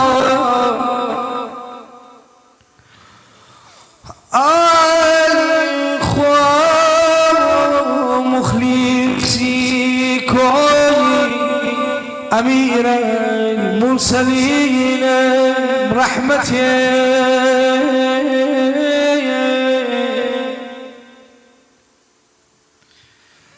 أي خدا رحمة بأحمد وبكاي روجي جزاء روسيا أي شفيع المذنبين رحمتي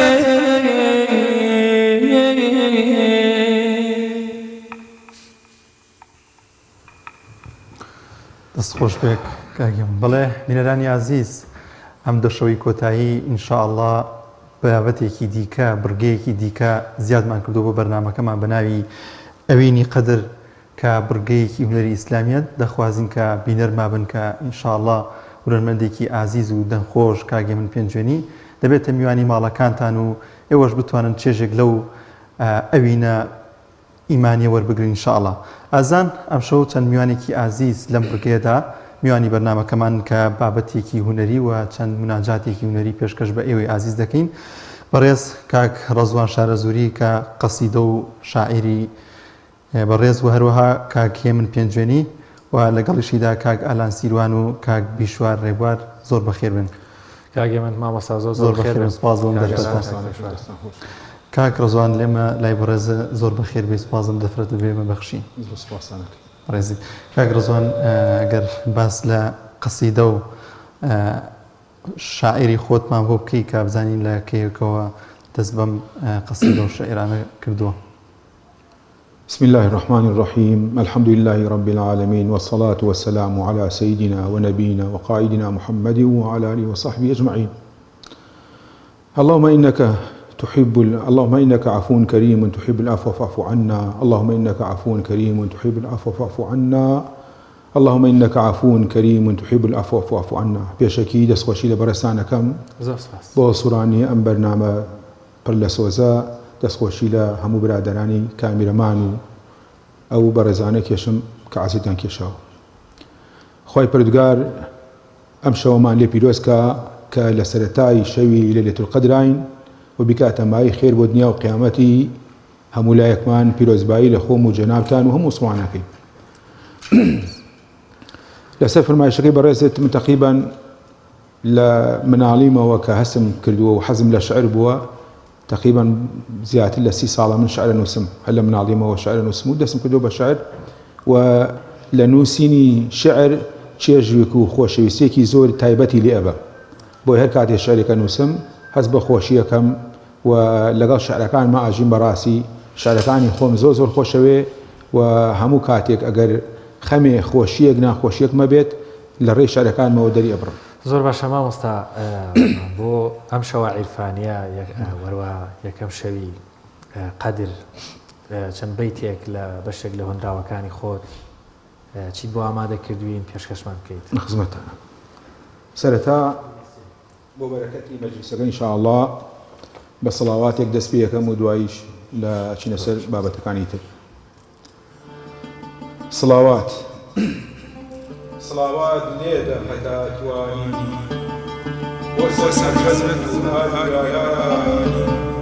بتعبت الحيني روز جواني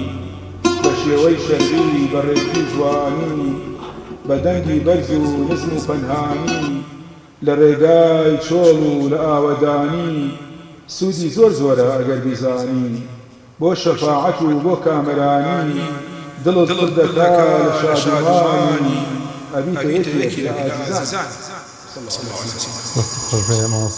کاگەم زۆر بەخێر بێن سپاس بۆم دەرفەتت بێمە بەخشین. سپاس بۆیەوە ئەوەی ئینشاءالله پشتیان بەخوای گەورەم شەوانی کۆتایی لەگەڵمانە بەردەوام دەبێت. ئینشاءالله خوا ئینشاءالله قبوڵی کا و سپاس بۆ ئێوە بۆ ماندووبوونتان بۆ کەناڵە جوانەکەی پەیام. زۆر سپاس. کاگە من تەمەنێکی زۆرە لە نێو دنیای وتنی سرود و وەروەها ئاوازی ئاینی و بابەتی عیرفانی ئێستا کە هەست بە چیەکەی لەو دنیاە قاڵبوویتەوە و ئەزمونەی کەوا هەتا لەو بوارەیە ڕاستە فەرمی ڕاستەکەی گەشتم بە قەناعەت ڕاستە ساڵانێکی زۆرە خەریکی سرودی ئیسلامی و دینی و مەداحی و مناجاتم بەس بڕوان پێ بکە هەموو ئەم چەند ساڵە ڕاستە شانازیکی زۆری پێوەکەم بەس ئەوەی تۆ ئیبینی هیچی دوورەکە عسونەت ناژی بەڕاستی خی گەورە ئەم ئاوازە جوانانشکەوە لە گەروی تۆ دەرەچێ بە خێر بۆمان بە خێر بۆ دروستێ و ئەوە هەر بەشێک بێ لە تێشوی قیامەت بۆم شەوە عیرفانیانە بۆ شەوی قەدر بە تایبەت شاعرانی کلاسیک هەمووی توانم بڵێم دنیای مناجات و عیرفانیان لە ئەو جا بووە چیت بۆ حاضر کردوین یان نێستا چیمان پێشکەشەکەی ئینشاءڵڵا لە خزمەتان نابم بە بەرهەمەیەک ئەگەر 100 جار دەریشم کەی هەردێمەوە لە خزمەتان نابم بە پێشکەش بە ئێوە بە بینەرانی خۆشەویست بە هاوکاری ئەم دوو برا بەڕێزەم و بە ئیجازەی مامۆسای بەڕێز لە خزمەتانم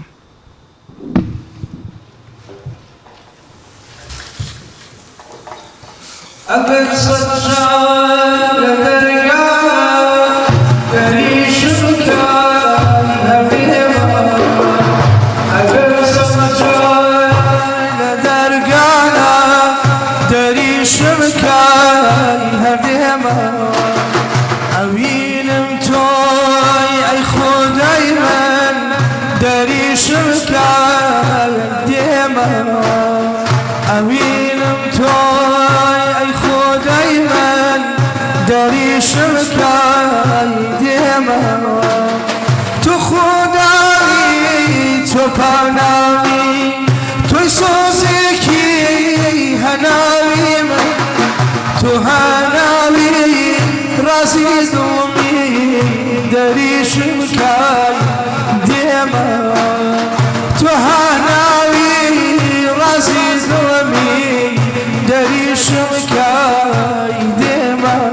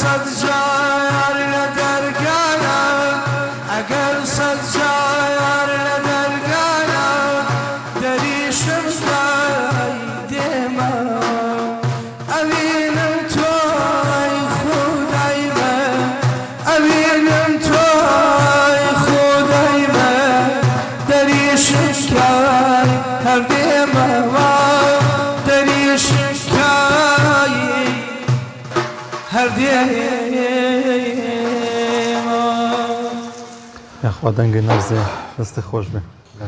کاک ڕۆزۆنیان دێمەوە لای بەڕێستان لە ئێستادا هەز ناکەی کە قەسیدە و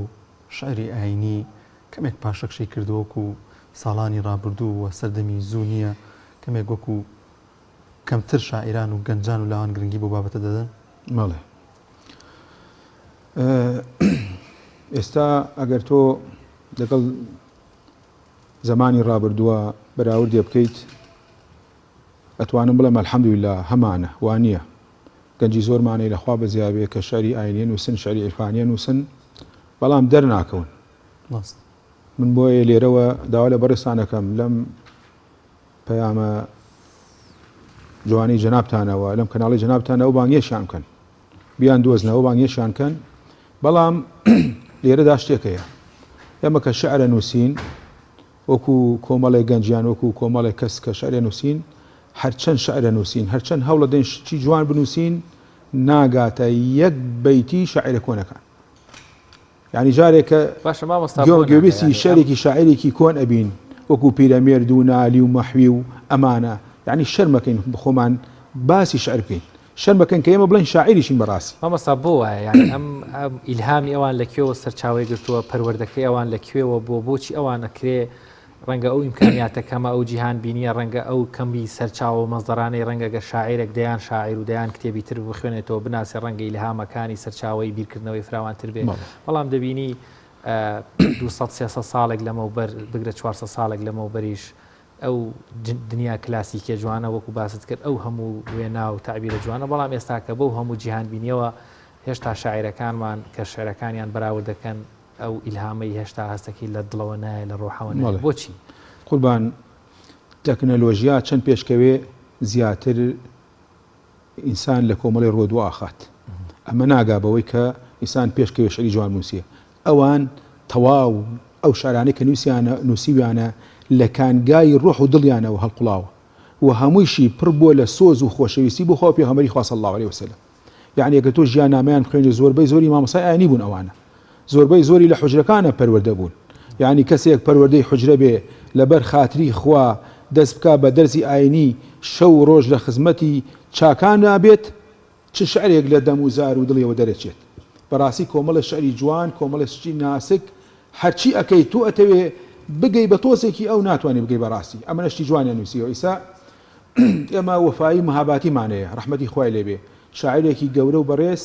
تەواوی شعرەکانی هەمووی عیرفانی بووە ئەم وەفایە ڕۆژێک چەند کەسێک یەخەی پێگرن ئەڵەن قوربان لە شعرەکان تا زۆر شتە بینین وەکو باسی زولف و باسی کۆمەڵە شتەکەیت ئێمە وا هەستەکەین شعرەکانی تۆ بەسەر ئافرەتایە ئەوشتینە وەڵا تەواوی شعرەکانی من بۆ خۆ پێغەمبەری خوا نووسراوە صلی الله علیه وسلم هەمووی پڕە لە سۆز و خۆشەویستی بۆ پێغەمبەری خوا صلی الله علیه وسلم بەڵام ئێوە لێی تێناگەن دلیلیش بۆ قسەکانم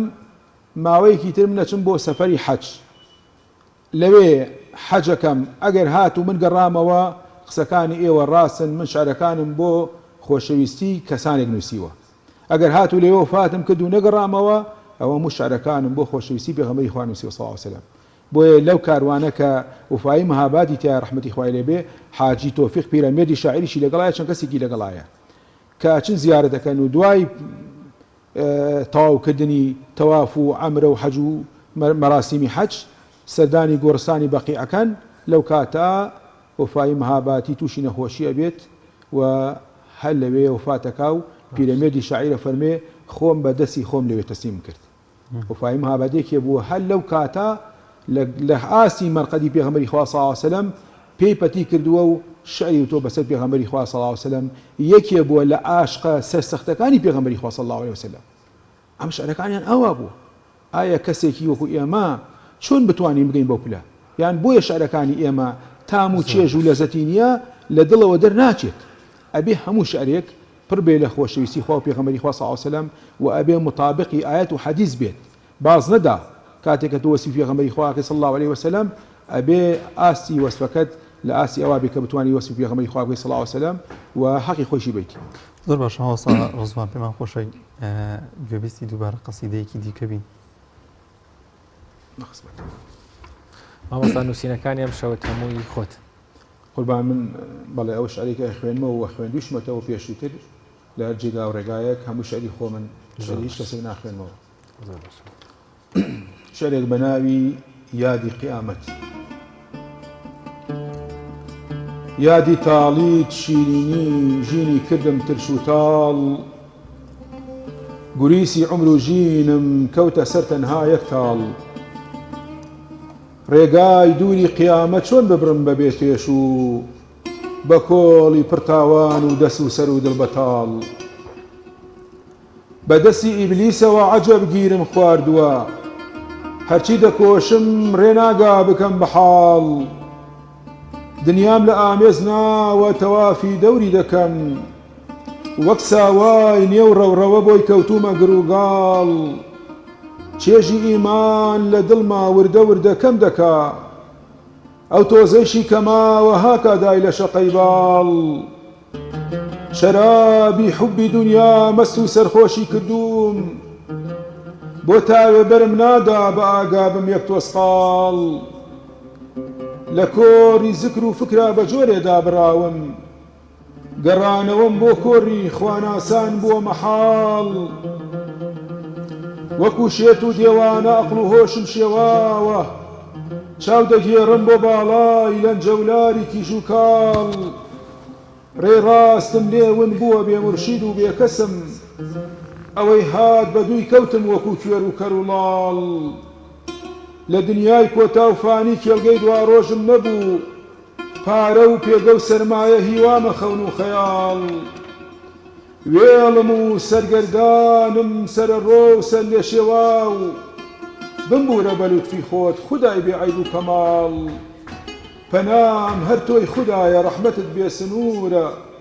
ڕیضوانە گەڕێتەوە بێ مای و ڕوت و ڕەجاڵ خامەد ڕەنگین مامۆستاگیان دەستی خۆش بێ دەستەکانە خۆش بێ کاگێمە بامن بێمەوە لای بەڕێستە بەڕێستا ماشەڵا دەنگێکی زۆر زۆر خۆشت هەیە توانم بڵێم تینوێتی هەموو تینوێتی و تاسەی هەموو دڵێکی ینی تاساوە شکێنێ بەڵام خۆت زیاتر پێت خۆشە شعری شاعرانی کلاسی وەک مامۆساژ باسی کرد لە چ ڕۆحیەتێکەوە ئیلهامیان بۆ هاتووە نووسراون یان زیاتر لەگەڵ چ شاعیرێک یان چ جۆرە ڕیتمێک مرتاحتری یان پێت خۆشە خۆت بۆ خۆت لە ڕاستیە من ڕاستە مامۆسا وەسفێکی جوانیش شعری کلاسیک و شاعیرانی کۆنی کرد بەس من خۆم بۆ خۆم هەرچەنە ئەوانیش بەکارێنم بەڵام ئەمڕۆ شاعیری زۆر باشمانەیە بەڕاستی ینی زۆر بە ئاگان بەڵام حقیقەتەن ڕاستەوەیە کە دەرناکەوە و زۆر ڕۆچوون لە شعرەکانە لە زۆر شوێنە پێیان بە زۆر شتی جوان بردووە حاڵی زۆر جوان لە مووقیفی زۆر جوانە شارێکیان نووسیوە کە ئینسانە خاتوە ناو ئەو حاڵەت و ئەو وەزع و وەجدە بەڕاستی بەنرچەنە مامۆسا ئەم شەو ئینشەڵا شعرێکی مامۆسامانەیە کە من ئەگەر زۆر پێم خۆش نەبووایە نەمەکرد بە بەرهەم هەر بۆچی هەر ئێستا پێشکەشمان ناکەی یەکسەر پێشکەشتان ڕاخل ناو شعرەکان هەوی دۆزمەوە هێدە باشە یڵا ئێستا بابچینی لای بەرەمێ وڵی ئەوە من ئەمێت دەرفەتەکان بخۆزمەوە ئەگەر بەدەست من بێ یەکسەرڵم فەرموو مامۆسا کە لێرەیە زۆر شعرەکانی جوانە من زۆر شعر و ئەدای مامۆسا ئینشاءڵڵا هەر موفەق و کامرانە ئیجازەتان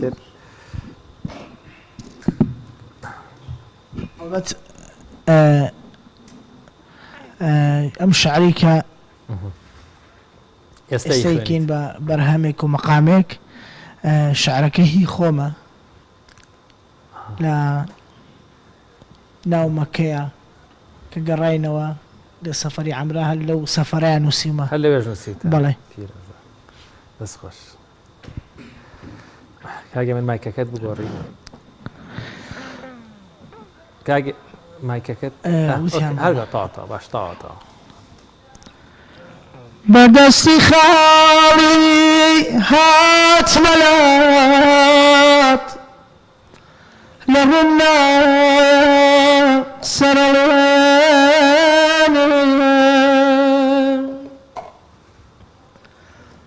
بەدەستی خاڵی هات مەلات لە ڕوونا سەرەوێنێ لە تاوڕەشی گوناهی خۆم وەختە گوناه هەڵبهێنم لە هەر کاتێ یاد بکەم لە تاو گوناه وەختە بمرم لە هەر کاتێ یاد بکەم لە تاو گوناه وەختە بمرم نیوە شەوان کە دێمەلات گوناه دێتە کەمەرم عيدل الرسواه أزاني مجنوني كام رقايا بوي من أزالم أسيري ليلاي آرزوي خود بوي أمر يبلم لتزياتر يتر ميليه بكس نيام عشق رقاي أبيني تو شرط بهيت اشتيه نيام لما ريتو للروم نبو جقا قناه غم نبيه لما ريتو للروم نبو جقا قناه غم نبيه قدا بريد رقايتو شرتكارو في شنبيه قداي برمالكيتو شرتكارو في شنبيه دەستی خۆش دەستەکان و خۆش کاگێ من گیان کاکە بیشوار و کاکالان با ئێوەشمان لات نەچێ دێنە لای ئێوە کاکە بیشواریان تا چەند ئاسوودەی لەگەڵەوەی کە دەست و پەنجەت لەگەڵ ئەم جۆرە مناجات و بابەتانەدا خۆت خەریک کردو. ڕاستی بەتایبەت هونەری ئیسلامی یانی شتێکە ناتوانێت بڵێ ئاسوودەنیم تایە هەرچەند زیاتر پێوەی خەریکی زیاتر توانێت بڵێ ئاسوودەترم ئیسراحەتترم مرتاحترم بە پێچوانە شۆگەت خۆت بڵی لە زۆر کاریتر غەیری کاری دینی لەوانەیە بڵی زۆر مرتاح نیم هەر ئەمەشە گەورەی دینیانی هەتا تیا ڕۆبچی زیاتر هەست بە ئاسوودەیەکەیت و زیاتر هەست بە گەورەیەکی لەگەڵ خۆت. زۆر باشە زۆر سپاس کاک پێشوان. کاگالان هیچ نییە تۆ باشە خێنە با بچینەوە لای مامۆستا بەڕێستان ئەم شەو هیچ ئامادەکارێکتان نەکردووە لەگەڵ کاگێ من پێکەوە شتێک تۆ بخوێنیتەوە ئەویش بۆمان بخوێنێ بەدەنگەوەیان قوربان کاکێ من ئامادە بێ لە خزمەتیان زۆر باشە مامۆسای خۆت لاتە پێێتەوە بەڵە قوربان لا ئێدە هەر بیدە بە خەمەشەبی خۆم لێرەوە بیخوێنمەوە تو حەزەکەی مامۆسا دوو بیت مامۆ بخوێنەوە با هێننی هەرە و دوو بیتەمان بە زۆر باش شەرەکە بە ناوی مەدینەت قیبلەگاهی دڵم زۆر باش مەدینەت قیبلەگاهی دڵی پەرێشانمە غوباری قوبەی سەوزت دەرمانی ئێشانمە شنەبای دەوری ڕەوزەت وزەی ڕۆح و گیانمە عەسر نشینی حەوشەت دەوای دەرد و ژانمە قوربانی دەسە سڕی دەستی کارگوزارت بم خادەمی دەرگاوبانت وەک تاجی شاهانمە کەیفەکەم دێمە خاکت عشقم نوێ دەبێتەوە زیارەتی مەرقەدت بگەشتە و هەم سەیرانمە خۆشەویستیت لە دڵما لێوان لێوە ئەزیزم نیشانەی وا لە ڕووما هەمیشە گریانمە هەر کەسە و یارێکی هەست ڕێژکەیەکی گرتووە سەرمەشقی ڕێبازی من ڕێژکەی تۆ یارانمە تەبیبی چاوم ناوێ گەربێت و تۆ ببینم دیدەنی ڕووی جەمالت ڕووناکی چاوانمە ڕۆحم بێ بە قوربانی خۆت و ئال و یارانت مردن لە ڕێی عەشقی تۆ فەخرە و ئەکیشانمە مدينة خيب لقاني دلي پریشانمە خواری خوبیست در پریشانمە مدينة خيب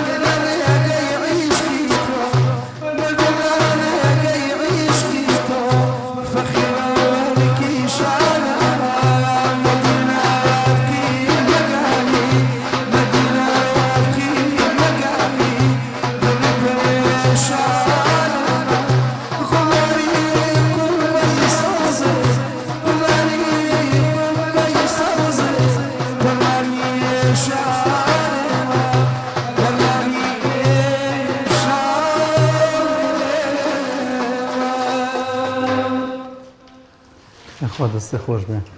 دەستە خۆش بێ دەستان خۆش بێ ماندوو نەبن مامۆستا شەوانی قەدر هەمیشە دەرفەتێکە بۆ لێ خۆشببوون وەروە هەموو لێ خۆشببوون و پاڕانەوەی و مناجاتێکیش بابەتێکی عیرفانی و بابەتێکی گرنگە زیاتر لەم بارەیەوە ئەوە بەتابەت لەم کاتە پیرۆزەیە چیمان پێڵێن مەڵە قوربان ئەم شەو ئێمە کە یەکەم شەوی لەیلەتول قەدرمانە بەڕاستی دەرفەتێکی زۆر زۆر گەورەیە ئەگەر ئێمە بتوانین ئەم هەلە بخۆزینەوە کاتێکە کە هاتووە بۆمان خوای پەروەردگار شەوی قەدری کردووە بە نسیبی ئێمە لەیلەتول قەدری خەیر من ئەلفی شەهر ئەوەنە جوان خوای پەروەردگار وەسفی کردووە کە خێری لە 1000 مانگ زیاترە ئێستا ئەگەر جەنابە سەیریکەی ساڵانی پار و پێرار کە کۆمەڵێک کەس هەبوون بە ڕەحمەت بن کە لە شەوانی لەیلەتول قەدرا دانیشتوون ئێستا نەماون کۆچیان کردووە هەر لە فەیسبووکەی خۆ سەیری کۆمنتەکان بکە چەندەها کەس کۆمنتی بۆ نووسیوی ساڵی پار ئێستا نەماون وفاتیان کردووە بۆیە ئەمە هەلێکی زۆر گرنگە بۆ ئێمە ئەم شەوانە بەرزرا بگرین لە خزمەتی ئەم شەوانە بین بۆیە لەدەست من دەرنەچێ ئەگەر هاتوو قەدرمان نەزانی کە خۆی بە قەدرە لە دەستمان دەرەچێت کێڵێ ساڵێکی تر من و بەڕێزت ئەمانە کە لێرە دانیشتوین بە خزمەتی لەیلەتول قەدری ساڵی داهاتوو بکەین کەس ناڵێت وانە من قەدریشت نووسیوە قوربان نووسیمە بەڵام بەداخەوە ئێستا پێم نییە من حەزەکەم لە خزمەتی بەڕێستانە چەند ساڵێ لەمە پێش گەنجێکە بوو زۆر ئامۆژگاری مەکرد وتم کاکە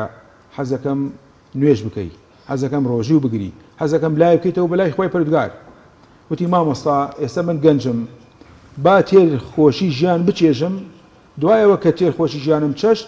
کە ئاوە بەرەو پیری ڕۆشتم ئەو کاتە تۆبەیەکەکەم و ئەگەڕۆمە بەلای خۆی پەروەردگار وتم باش جا کێڵێت تۆژی سبحان الله قەدەری خوا ئەم گەنجە لە حادیسەیەکا تیا چوو لە حادیسەیەکا تیا چوو بە تەماب و خۆشی ژیان بچێژێ نەچەشتی نەگەیشتە ئەو تەمەنەی پیریش کە بگات بۆ تەمەن و تۆبە بکە بۆیە من لای خۆم شارێکە بۆ نووسی وەکو یادگاری لای خۆم یڵاومەتەوە نووسیم پێی وتم تۆبە ناکەم جارێ لەکوێ مەلاوم با تێر خۆشی بچێژم تاکو لە ژینا ماوم ئای هاوڕێ هەر بەلاوی ڕۆحکێش هات ڕۆحی بردی نەکەیفی ژیانت کرد نەتۆ بەشت کرد مردی نەکەیفی ژیانێک بەتەمابوو بیکا و نەتۆ بەشی کرد لەو بەی نامرد بۆ ئێستا دەرفەتێکە خوای پەروەردگار لێ خۆشبوونی زۆری نادوو لەم شەوە ئەگەر تۆ سەیری کەی خوای پەروەردگار لە حەدیثێکی قودسی ئەفەرمێ يا ابن آدم أين وي آدم إنك ما دعوتني ورجوتني غفرت لك علي ما كان منك ولا أبالي خواهي پردگانی دایکی لەگەڵ هەموونەوەی ئادەما کردووە فەرمی ئەینەوەی ئادەم ئەگەر تۆ هات و گەڕایتەوە بۆ لای من و تۆبەت کرد و گەڕایتەوە بۆ لای من تکال لە من کرد من لێت خۆشە بم هەرچەند گوناحت زۆر بێت هەرچەند گوناحت کەم بێت بە زۆری و کەمی گوناحنی لێت خۆشە بم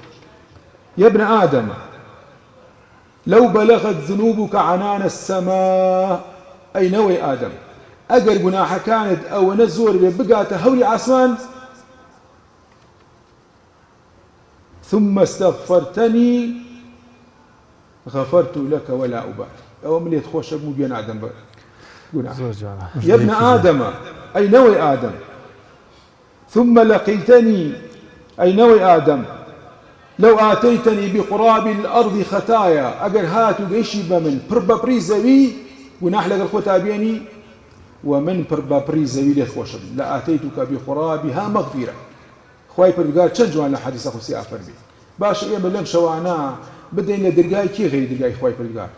بدين لكام درگاي غير درگاي الله كداوي لخوشبوني يبكين بچي لكام درگاي همو درگا داخراون تنها درگاي تو آلايا همو دنیا پر آلایا تنها آلای تو آلایا همو دنیا پر خدایا تنها خدا توی خدایا همو دنیا بێپەنایە تەنها پەنای تۆ پەنایە دەستی خۆش بێ مامۆستاگیانەوە دێڕێکی ئێرانی هەیە بەڕاستی نووسەرەکەی نازانم بەڵام زۆر جوانە لە ئاوازێکایە ئەڵەیە چوومە مەکە و چوومە مەدینە و هەموو دیوار و دەرگاکان گەڕام لەسەر هیچ دیوار و دەرگایەک نەنووسرا بوو بۆ گوناهکار نییە بێتە ژوورەوە ینی لەوێ گوناهکارەکانیش بۆیان هەیە بشنەوێ و دەرگای خوا هەمیشە کراوەیە دەست خۆش بێ کاگە منجان دێنەوە لای بەڕێزە کاتەکەمان کەم و پێمان خۆشە و بینەرانیش دڵیان پێیان خۆشە کە زیاتر گوێمان لە بەرهەمەکانی بێت تاوەکوی کە گفتوگۆ بکەین لەبارەی بابەتەکانەوە. من ئەلبەت چکە بە درێژایی ئەم دەشەوە هەر لە خزمەتی ئێوە بینەرانی خۆشەویستم ئەوەی کە میوانە کاتێکی کە مامۆسایە من پێم خۆشە بەرهەمەکەی خۆم بدەمە مامۆسا و دوعایەکمان بە دوعایەک کارەکەی من تەواو بکا بۆ شەوانی قەدر. کاتە مامۆستا تۆ دوعایەک مامۆ بخوێنە بخوێنە ئەگەر لە شعر نییە ئەمە دوعای منە. ئەمە دوعایەکە بێت بژاتی من تۆ دوعایەکە بۆ شەوی قەدر. خوای گەورە جەزای خێری جەنابی و ملایەکمان باتەوە ئینشاءالله. قوربان شعرێک بە ناوی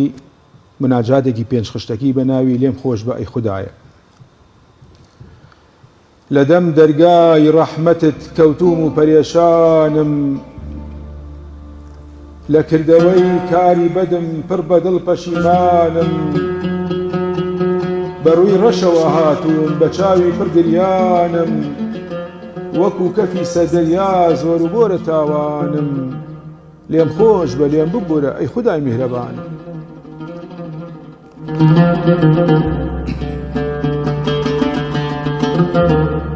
شوێن کەوتەی هەوای نەفسم لاشە و دڵم گەنیوە شەیطان لە ناو دڵمدا خانە و لانەی تەنیوە تاوانم هەندە زۆرە ئەرز و سەمای چنیوە لەم دڵی من ببوورە کە یادی تۆی نەدیوە هاتووم کە ڕزگارم کەی کۆتوبەندی شەیطانم. خدایە نەزانێکی نێ و تاریکی زۆنگاوم لەگەڵ بەرەی ئیبلیسدا لە دژی هەق جەنگاوم ڕێگەی چەوتم هەڵبژارد بە چەوتی بوو هەنگاوم لە دەریای نەفامیدا بە گومڕایی خنکاوم خدایە ڕێم نیشاندا بم خەسەر ڕێ نەزانم.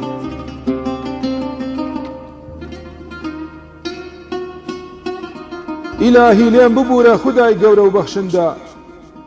گوناهم هەندە زۆرە بۆم ناکرێ مەزندە.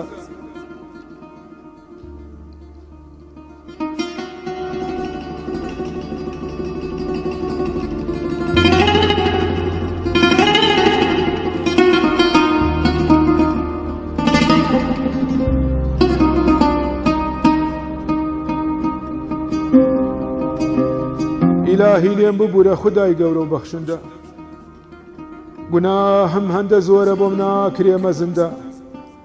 دەست بەتاڵ و مایە پوچ ڕوت و ڕەجاڵە بەندە تۆ لێ خۆشبووی خدایە ناپرسی گوناح چەندە بە بەرگی پاکی ئیمان پۆشتم کە گەوریانم.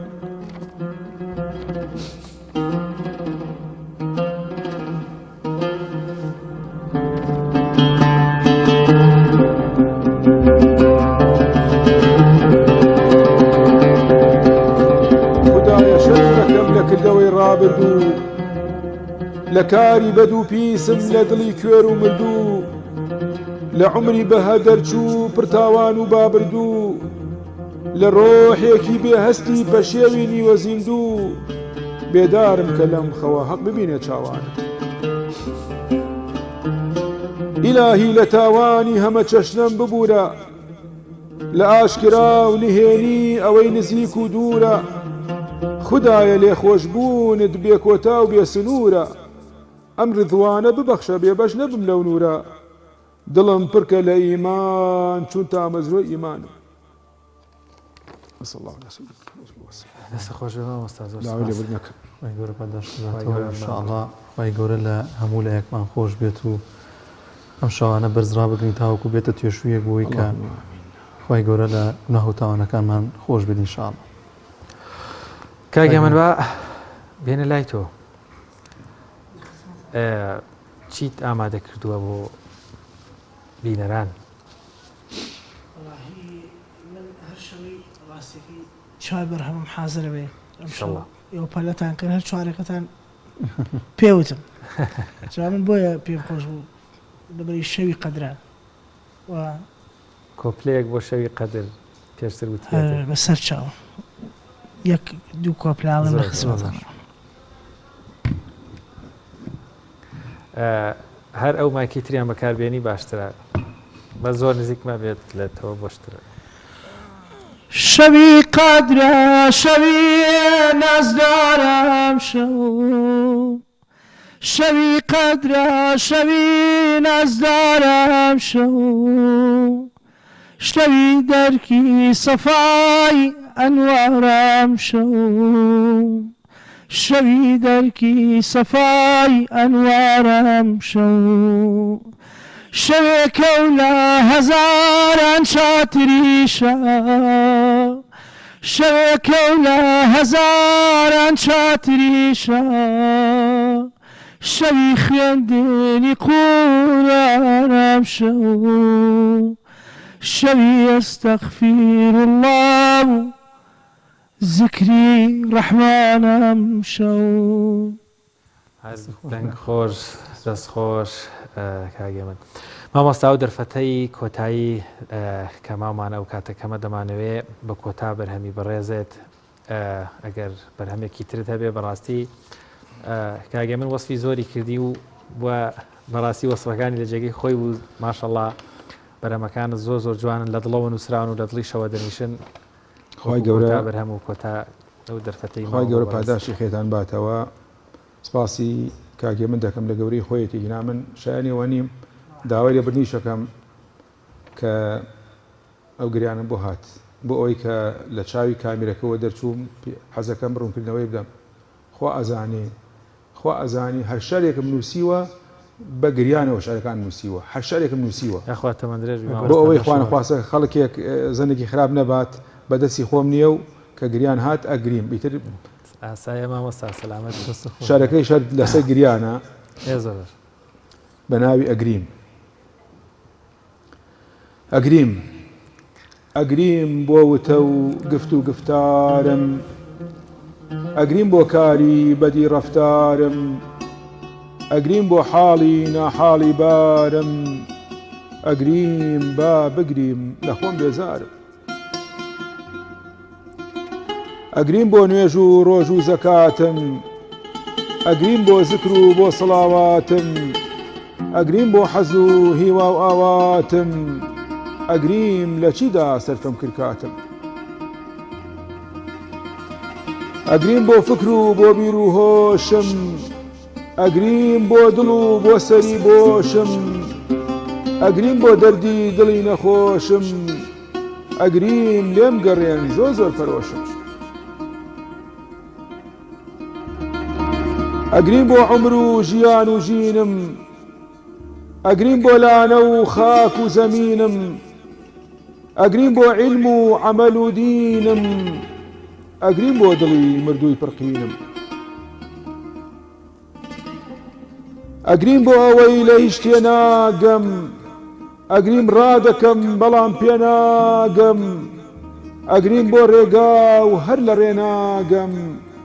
ئەگریم لێم بگە مەڵێ لێ ناگەم دەستەکانە خۆش بێ بەڵێ بینەرانی عزیز بە کۆتا بەرهەمی مامۆستا هەمین پێنجەنی کۆتایی بە بەرنامەکەمان دێنین لەخوای گەورە دەپاڕێنەوە کە تاعەت و ڕۆژوتان قبول بێت ئینشاءالله و ئەم شەوانە بێتە تێشوویەک بۆ ڕۆژی قیامەتمان و خوای گەورە بیکاتە مایەوەی کە لە گوناهەکانمان خۆش بێت ئینشاءالله. دانیار پێشوە بچین لای کاگێ من تیر و پشکەکانیان بەرنامەکە بچکۆ من ئاگام لە هیچ نەما کۆتایی پێنجوو بوو ناو دنیای شار ڕاستە زۆر باشە پێم وابوو کاک شوان یەک کەس وەڵامی ڕاستی زانی هەر ئەویش دەرەچێم شو ناوەکەی بخوێنیتەوە بەوەی داوای لێبوردن لە بینەرانی بەڕێزەکەین دەرفەتمان هیچ نەماوە داوای لێبوردن لە کاگێمنی شەکەین چکە کاگێمن صاحب ماڵ و میوانەوە هەموو شوێک لەگەڵمانە بێ دیارە کاتمان زۆر بەسەری ڕۆشتووە کاتمان نەماوە بەردەوام لەگەڵتان نبینی شەڵا شەوانی تر کاک دانیار وەڵامی پرسیارەکەی ئەم شەو بخوێنیتەوە و پرسیارەکەش زۆر باشە فەتحی مەککە کەی ئەنجامدرا 21 ڕەمەزانی ساڵی هەشتی کۆچی کە یەک بەڕێز توانی وەڵامی ڕاست بەدەست بێنێ دەم شەو زۆر باشە پێم وابێ خات و سارە عەبدوڵڵا لە هەولێر بەڵێ دیارە هەر خات و سارە عەبدوڵڵا لە هەولێر وەڵامیەکەی هەر ئەو بەڕێزە وەڵامی پرسیارەکەی زانی بەم شێوەیە ئەو ناوی دەچێتە تیر پشکەوە بۆ کۆتایی مانگی پیرۆزی ڕەمەزان هیوادارین خات و سارە بەیانی لەگەڵ هاوکارانمان پەیوەندی بگرێت بۆی ناو و تەواوی وزانیارەکانی خۆی وەربگرێت. بەڵێ بینەرانی عزیز بەم شێوەیە لەگەڵ هاوکارم دانیار لەگەڵ هاوکارانمان لە پەیامەوە بە میوانداریە مامۆستا ڕزوان شارەزووری و کاگێمن و هاوکارانی کە ئیشەڵا شەوانی تری شەوان هەر لە خزمەتێوە دەبن و ئێمەش لە خزمەتیان دەبین بڕگە و بابەتەکانی ئەم شەوی میهری ڕەمەزان بە کۆتا گەشت ئیشەڵا لەم دەشەوەی کۆتایی مانگی ڕەمەزان بە بڕگەی بڕگەکەمان چی بدان ئەوینی قەدر لەگەڵتان بەردەوامە بین. بەخوای گەورەتان ڕادەسپێرین خواتان لەگەڵ.